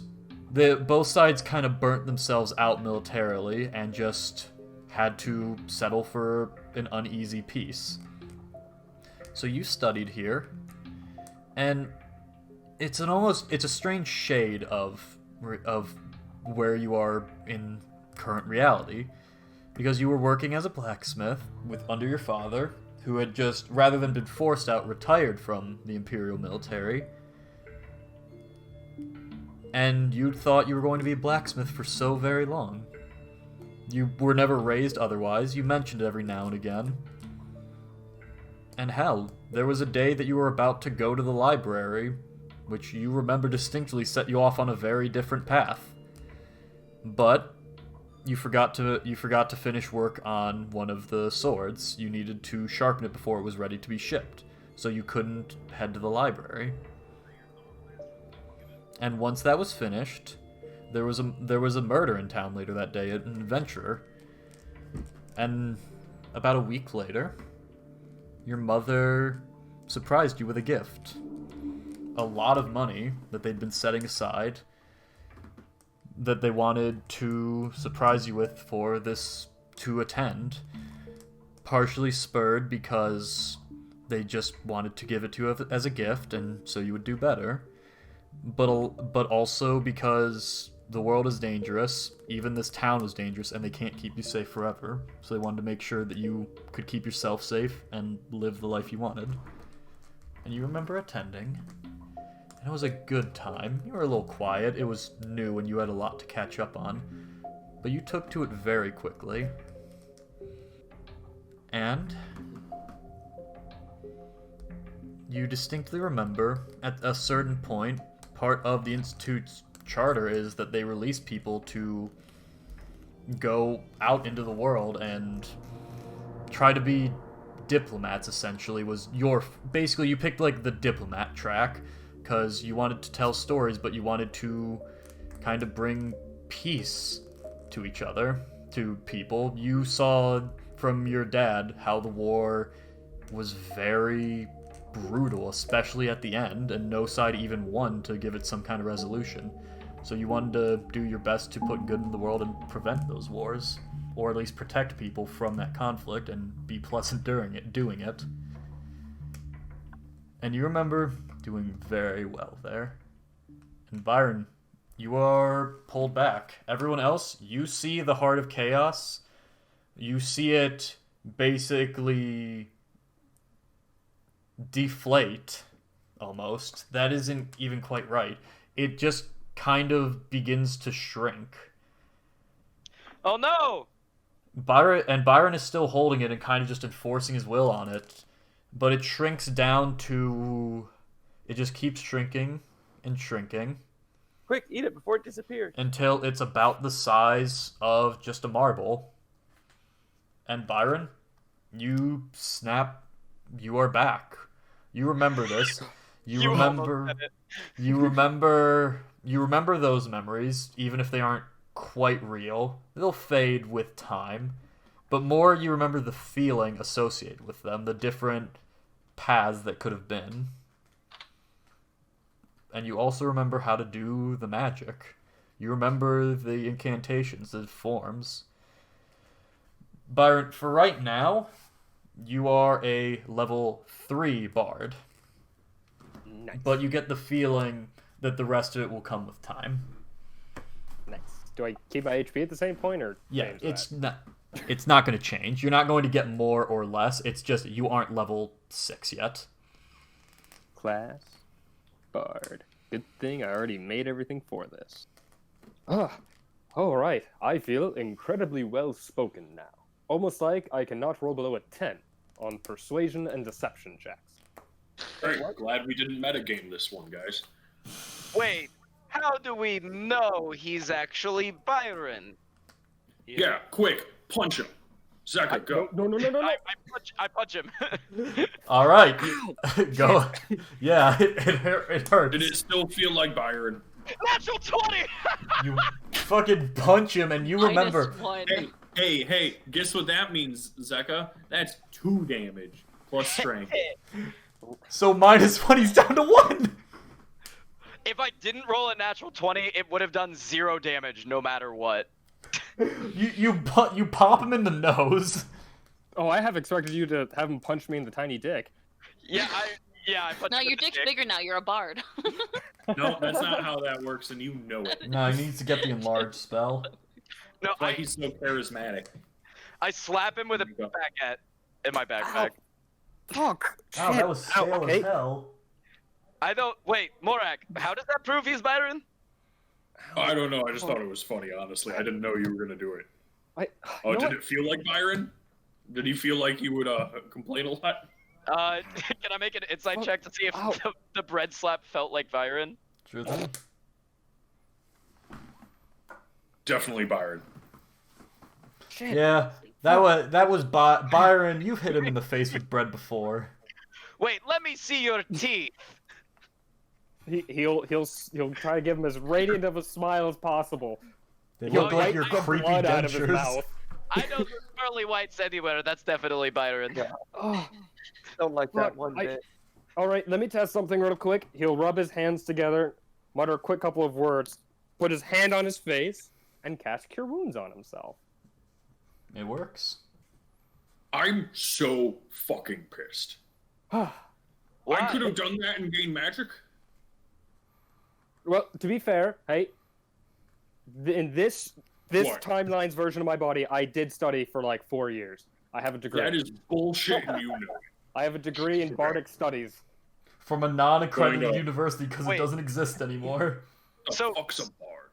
Real quick, does he have the memories of both timelines? I think you said this already, but just to be clear. Vaguely the other. It's not like, oh, which one's the real timeline. It's more like he remembers experiencing those feelings and he could tell you broadly what happened. Gotcha. Does the name Carter mean anything to you? Maybe I had one. I think he might have been in the ranger class. he was real shit at his job. Yep, definitely.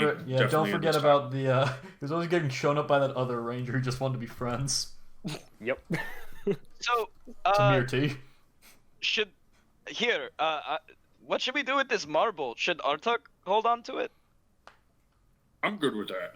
Sure. Here you go, Artuk. Here's the Marble of Chaos. It still has a bit of chaos energy to it, by the way. It's significantly reduced, but still there. Sure. I mean, I figure, I'm probably one of the only folks around who doesn't really hold anything against the Dusk Dragon necessarily. Oh, I'm not a big fan, personally. Yeah, I can tell. Brilliant. Yeah, no, it's all yours. I trust you with it. I trust you with my life. All right, I'll carry both with the same respect I try to carry just that has to do with balance. Essentially everything that I learned from the time I was a kid up to now. Should we try and get the lead box from town to put this in? Why does everybody always assume it's easy to get a lead box? I don't know. More importantly, we need to see what Byron can do now. I'm gonna pull out one of those clubs and toss it to him. And as Byron fumbles it, we're gonna go back. Right, let's spar. We're Let's gonna go see back if you to got the your girls. stuff back, and we'll do a star wipe back to the other group. Absolutely. Oh, Kezia, you have found roll perception checks, both of you. You have found your way pretty much to the Wounded Wolf Tavern, and where you believe MacLeod to be. 15? Okay. With that, Ode, you're kind of just caught up in a little bit of the lesson of Kezia explaining the different ones. Kezia, though, you see someone out the corner of your eye. You see someone just kind of keeping an eye on you, just down a random alley. I'll just nod and then keep walking. And then pass around and like I stop and be like, oh, and look like I noticed something in the alley and just go through the opposite alley on the other side of it. Okay. Do you see Kezia start cutting through the alleys? Okay, I'm following her. I'm definitely in the mode of Kezia knows what's going on, and I'm going to not screw anything up for her. Okay, as you cut through again, make a stealth check, both of you. Fuck! I'm going to try to not screw anything up for her as she disappears into the daylight. Fucking. Alright, between the two of you, yeah, you are able to just kind of duck through the shadows. And Kezia, you eventually see just another two just kind of shady looking dudes. The alley that you kind of duck down, you pull into an even, right behind, just a bit of discarded trash and just, hide with Ode. And you just see two guys just stalk through, thought they were right here. Where the fuck did they go? Yeah, Hi. maybe this way. What do they look like? Do they look like They don't look like they're weave scarred though. They look like they're my kind of people. They look shady, yeah, but they're not weave scarred. so Kezia's kind of people. Yes. I'll just be they'll be walking away and then I'll be on a box sitting on top and be like, "Hey, holy shit! I know my stuff. I'm looking for MacLeod." Funny. We were looking for you. He wants to meet with you. Heard you were looking around for some of us. Oh, well, I wasn't announcing it precisely, so that's kind of bad Kind of on look my over part. at Ode. I was hoping for a drink with him. Yeah. What kind of? What kind of drink you looking for? Yeah. Why is that? Oh, some business I was hoping to discuss with him. See, he and I, we go way back. I'm intentionally trying to drop my accent. That's funny. Howdy, partner. Howdy, partner. We go way back. It's been a while. I was hoping to catch up. Oh Ask yeah. him how Looking he's, for some tickets to the show, maybe? Precisely, actually. Got a couple kids that was looking to see it. I see. Well, best show in town. Just mind the spiders. They're a bit creepy for the kids. Oh my gosh, yeah, we actually were dealing with some. Yeah, we saw some interesting ones back on Felden. That's where we came from originally. Seemed to be spreading quite far. Yeah, heard they trying to do a bit of work out there. Why don't you follow me? We'll see how many tickets we can get you. Thank you. Kind of gesture. Yeah. And they lead you fully into the Wounded Wolf Tavern, which, as you enter, it looks a little run down, but nothing, like, out of the ordinary. Wait here. Ticketmaster's up ahead. And they walk over to the bartender, whisper something real quick, and you don't know. With both that, you notice tap the bar twice, and then the bartender nods and kind of gestures to a side door just behind it. Am I following just to? I assumed as much. Okay, you're coming with us. Was the gesture just in general? It was kind of just general, go on this way. Cool. I go over that way. All right. And I put down a silver piece and I say, if you want a drink for yourself. Thank you. He opens the door. Enjoy the menagerie. And as you walk in, it's a very dark room. But after just a second... Wait, Ode, you have dark vision, don't you? I do. You see these people clearly trying to set up a bit of a show for Kezia. Because in the dark, you see an older halfling in a wheelchair, just kind of sitting facing forward, and you see two figures just kind of flanking him. Leather armor, daggers, pretty archetypical rogues, but not like the Weaves Guard, how metal they went. More just like Thieves Guild from Skyrim. And you just see MacLeod just kind of wave his hand a little bit, and the candles throughout the room alight. And he kind of leans forward and says, "Welcome to the menagerie." A little far from me there, specifically though. But the show goes around. Try to keep it, get as wide, sell as many tickets as possible. Yes, I would imagine so. No. Distinctly no, actually. Sanji, Kilo. Make sure of it. And let's drop the formalities for just a moment. Of course. There's no... Who are you? But no... so you don't recall. My name is, you can call me Lassie. I worked with the Archeron in Herria Magi. I had to leave 2 years ago. And this is gesturing at Ode. This is Songbird. Cute names. Ode nods. Cute names. Well, how may I be of service to you? If we're completely dropping the formality, I heard tale that A has has recently caught an interesting subject. A wizard. Do you know if that's true? Depends on why you're heading there and why you're asking. Why I'm heading there and why I'm asking. Why I'm heading there is specifically for him. Why I'm asking, I do not necessarily think that is entirely of your concern, but is not to do harm. Mostly to get him out. And to investigate the area. I see. We have family of the wizard, so. I didn't realize... Never mind that. Well, according to some reports on the ground, yes, the wizard Joro is in the city. Unfortunately, I've not been clued into where, but your Archeron, he seems to know where he is. Yes, I would imagine. He does seem to know everything, doesn't he? He has a nasty habit of that.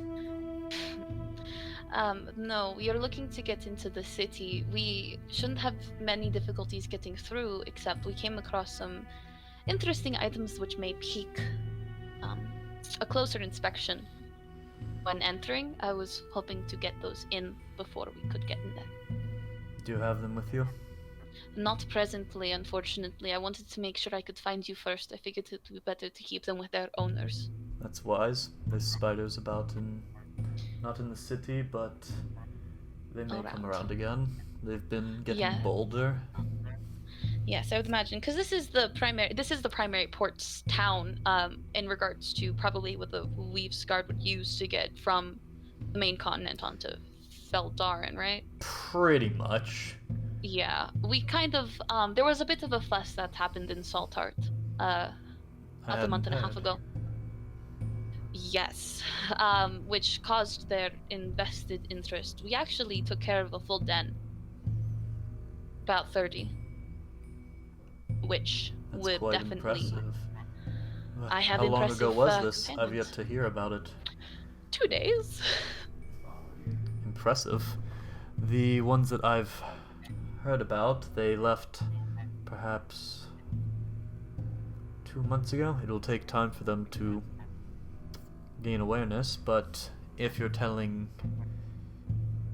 me now, I can perhaps ensure that message takes its time to reach them.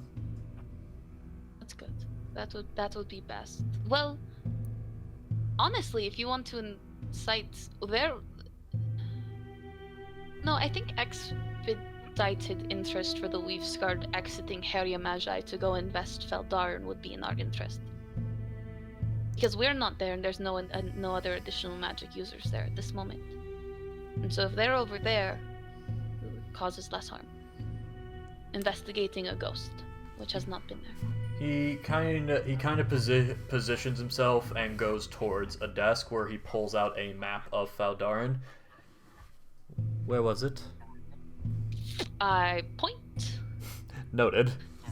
I will take out like a little like needle. I'm like, oh, give me a needle. Oh yeah, Ode does that. She's like really happy to be doing something. Like when he has his back turned, I'm like, oh, give me a needle. And then when he's like, where was it? I just put the needle down on its spot. Dagger's too big, so I wanted to pierce it somehow. I'll see to it that that information gets passed along. However, there is other matters at play. You mentioned you were interested in getting some tickets. I need to see the items first to know how difficult it will be, how many tickets you need to purchase. Yes, I understand. Where would you like to... how expensive they'll be. Yes, I understand. Well, hopefully one that I was hoping would be able to travel shall not be a major issue. I'm not sure it would be best to bring them necessarily into the city. Would you prefer to meet us out there, or would you prefer them to come in? I'll have one of my men, Kilo. When Kilo returns, I'll instruct him to return with you. Okay, cool. It should not... We are planning on heading into the city here, leaving tomorrow to get into Herria Magi, just be in that travel. Would that be an issue? Not at current. There are no patrols. They just recently left. They will likely come back in the next few days, but if you've already... Yes, if you'll be leaving tomorrow, there should be no issues. As for the tickets, excuse me, I will see to it. They may be difficult to mobilize, but I'll see what I can do. I understand. I was hoping you may have some additional information and I could trade some in return. I was wondering if you happen to know any bit about a wizard named Lightless. Another. I'm getting interesting messages these past few weeks.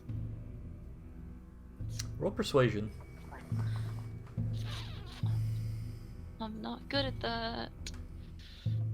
Persuasion. It's not one of my checkmarked skills, so it's hard to find. There it is. 6. I'm just gonna use inspiration. I might as well try. 17. Hey, that's much better. He kind of leans back in his chair. I have heard of him. He's something of a scholar, trying to understand the weave and how it tore. I had heard he was in the region recently. I believe he was actually with the other wizard, Joro, but I'm afraid I do not know his location. Well, wherever he is not good. Thank you. You There said was that you had information for me. there was a active warforged on Feldarin. It was under control of a. I do not know how to describe it. It was noted down as a biological archive. It was a massive brain underground. It is no longer under his control, and I believe shall be exiting the island. I do not know where they will be heading, but I see. Thank you. I'll try to keep tabs on it, should that be the case. Is this Warforged dangerous? I do not believe so at this moment. He was at one point, but since destroying the control center, he has been altered. He can think. He is as human as you or I. You say two And halflings. Yeah, he is as cognizant of his actions and the justice surrounding them as you or I may be. Which in itself makes him dangerous, but is not a mindless killing machine no longer. I see. Thank you. You see him kind of just, his brow kind of furrows, and he just is kind of trying to think for a moment. Songbird, how do you fit into this?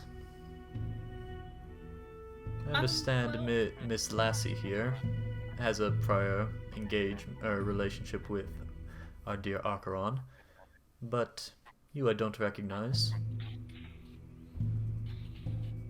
Well, I'm traveling with Lassie as part of a group, and our whole group is trying to help the relative of,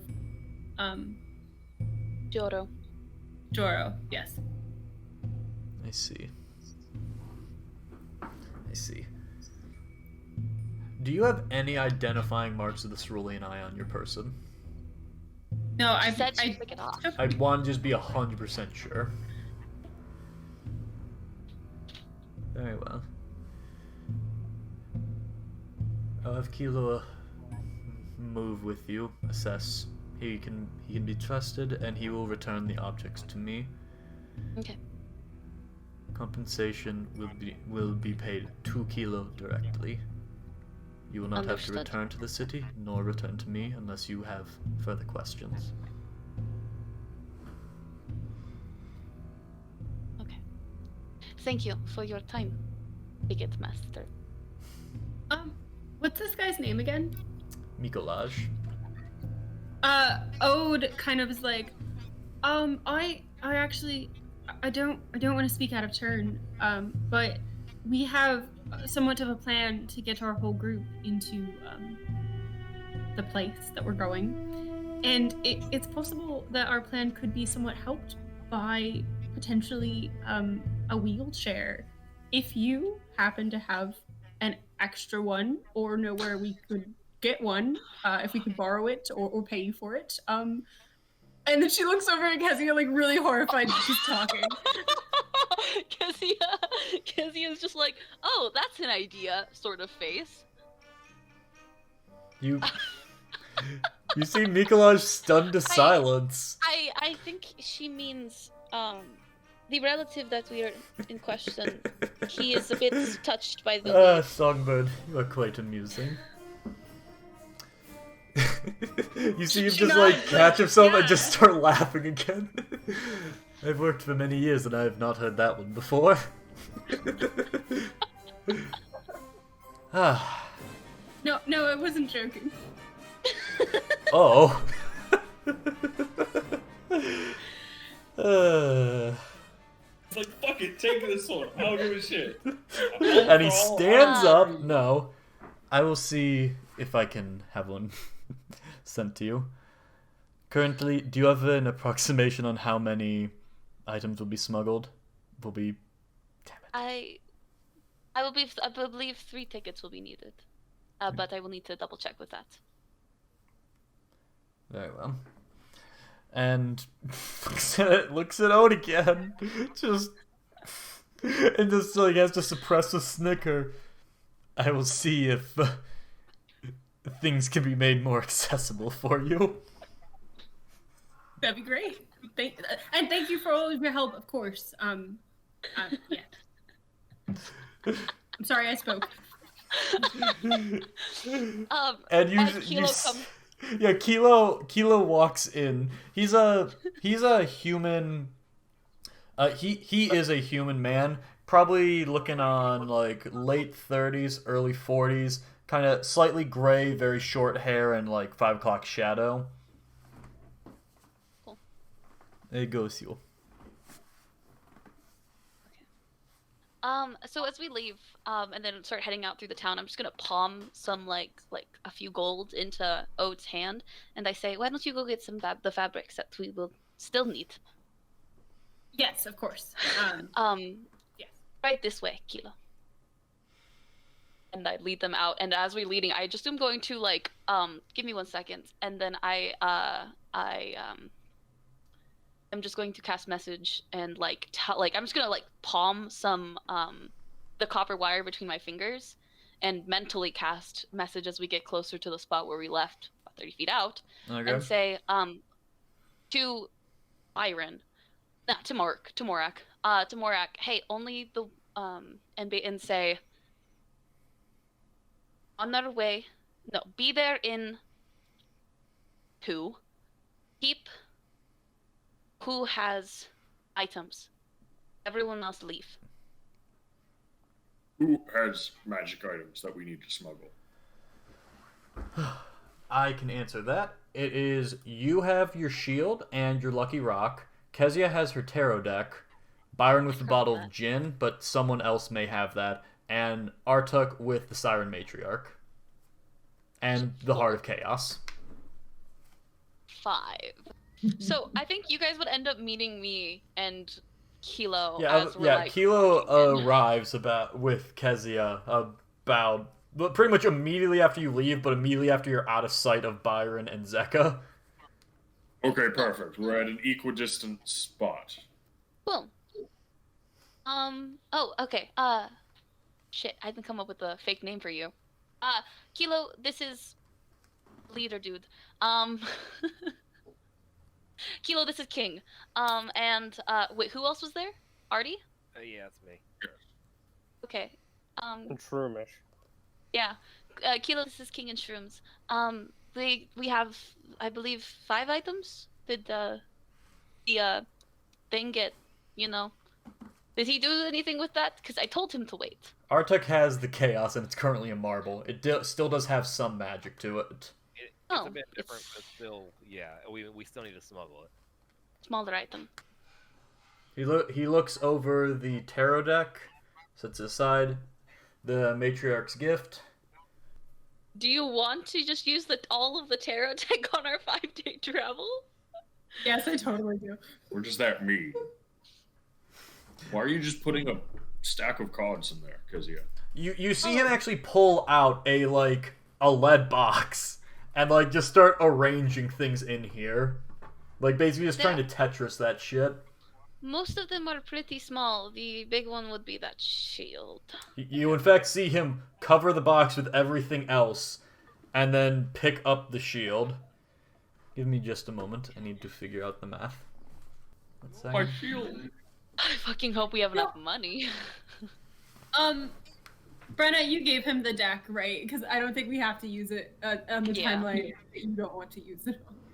Yeah. I was hoping to use it, but we ended up teleporting over here, so I didn't get a chance. If you want, you can always take the deck out. No. Alrighty. Then Kilo takes your guys' magic items, and puts them all in the box except for the shield. This will be the smaller items. It will come to 220 gold for the smaller items total. Okay. For the shield, this will be more difficult, but I estimate 120 gold. So 340 gold total. Okay.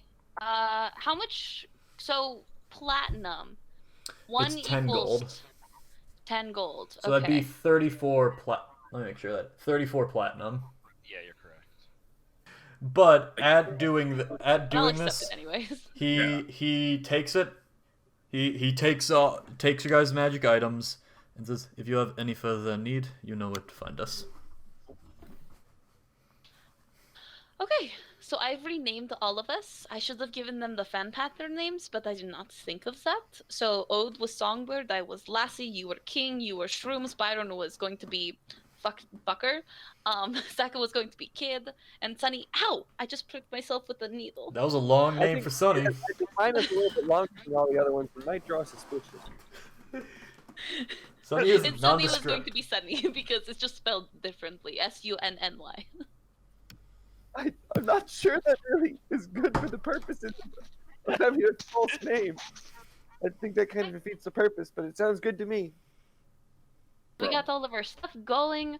Well, how long is the trip gonna be from Glint to Herria Magi? In days? 4 or 5 days. Cool. Ode,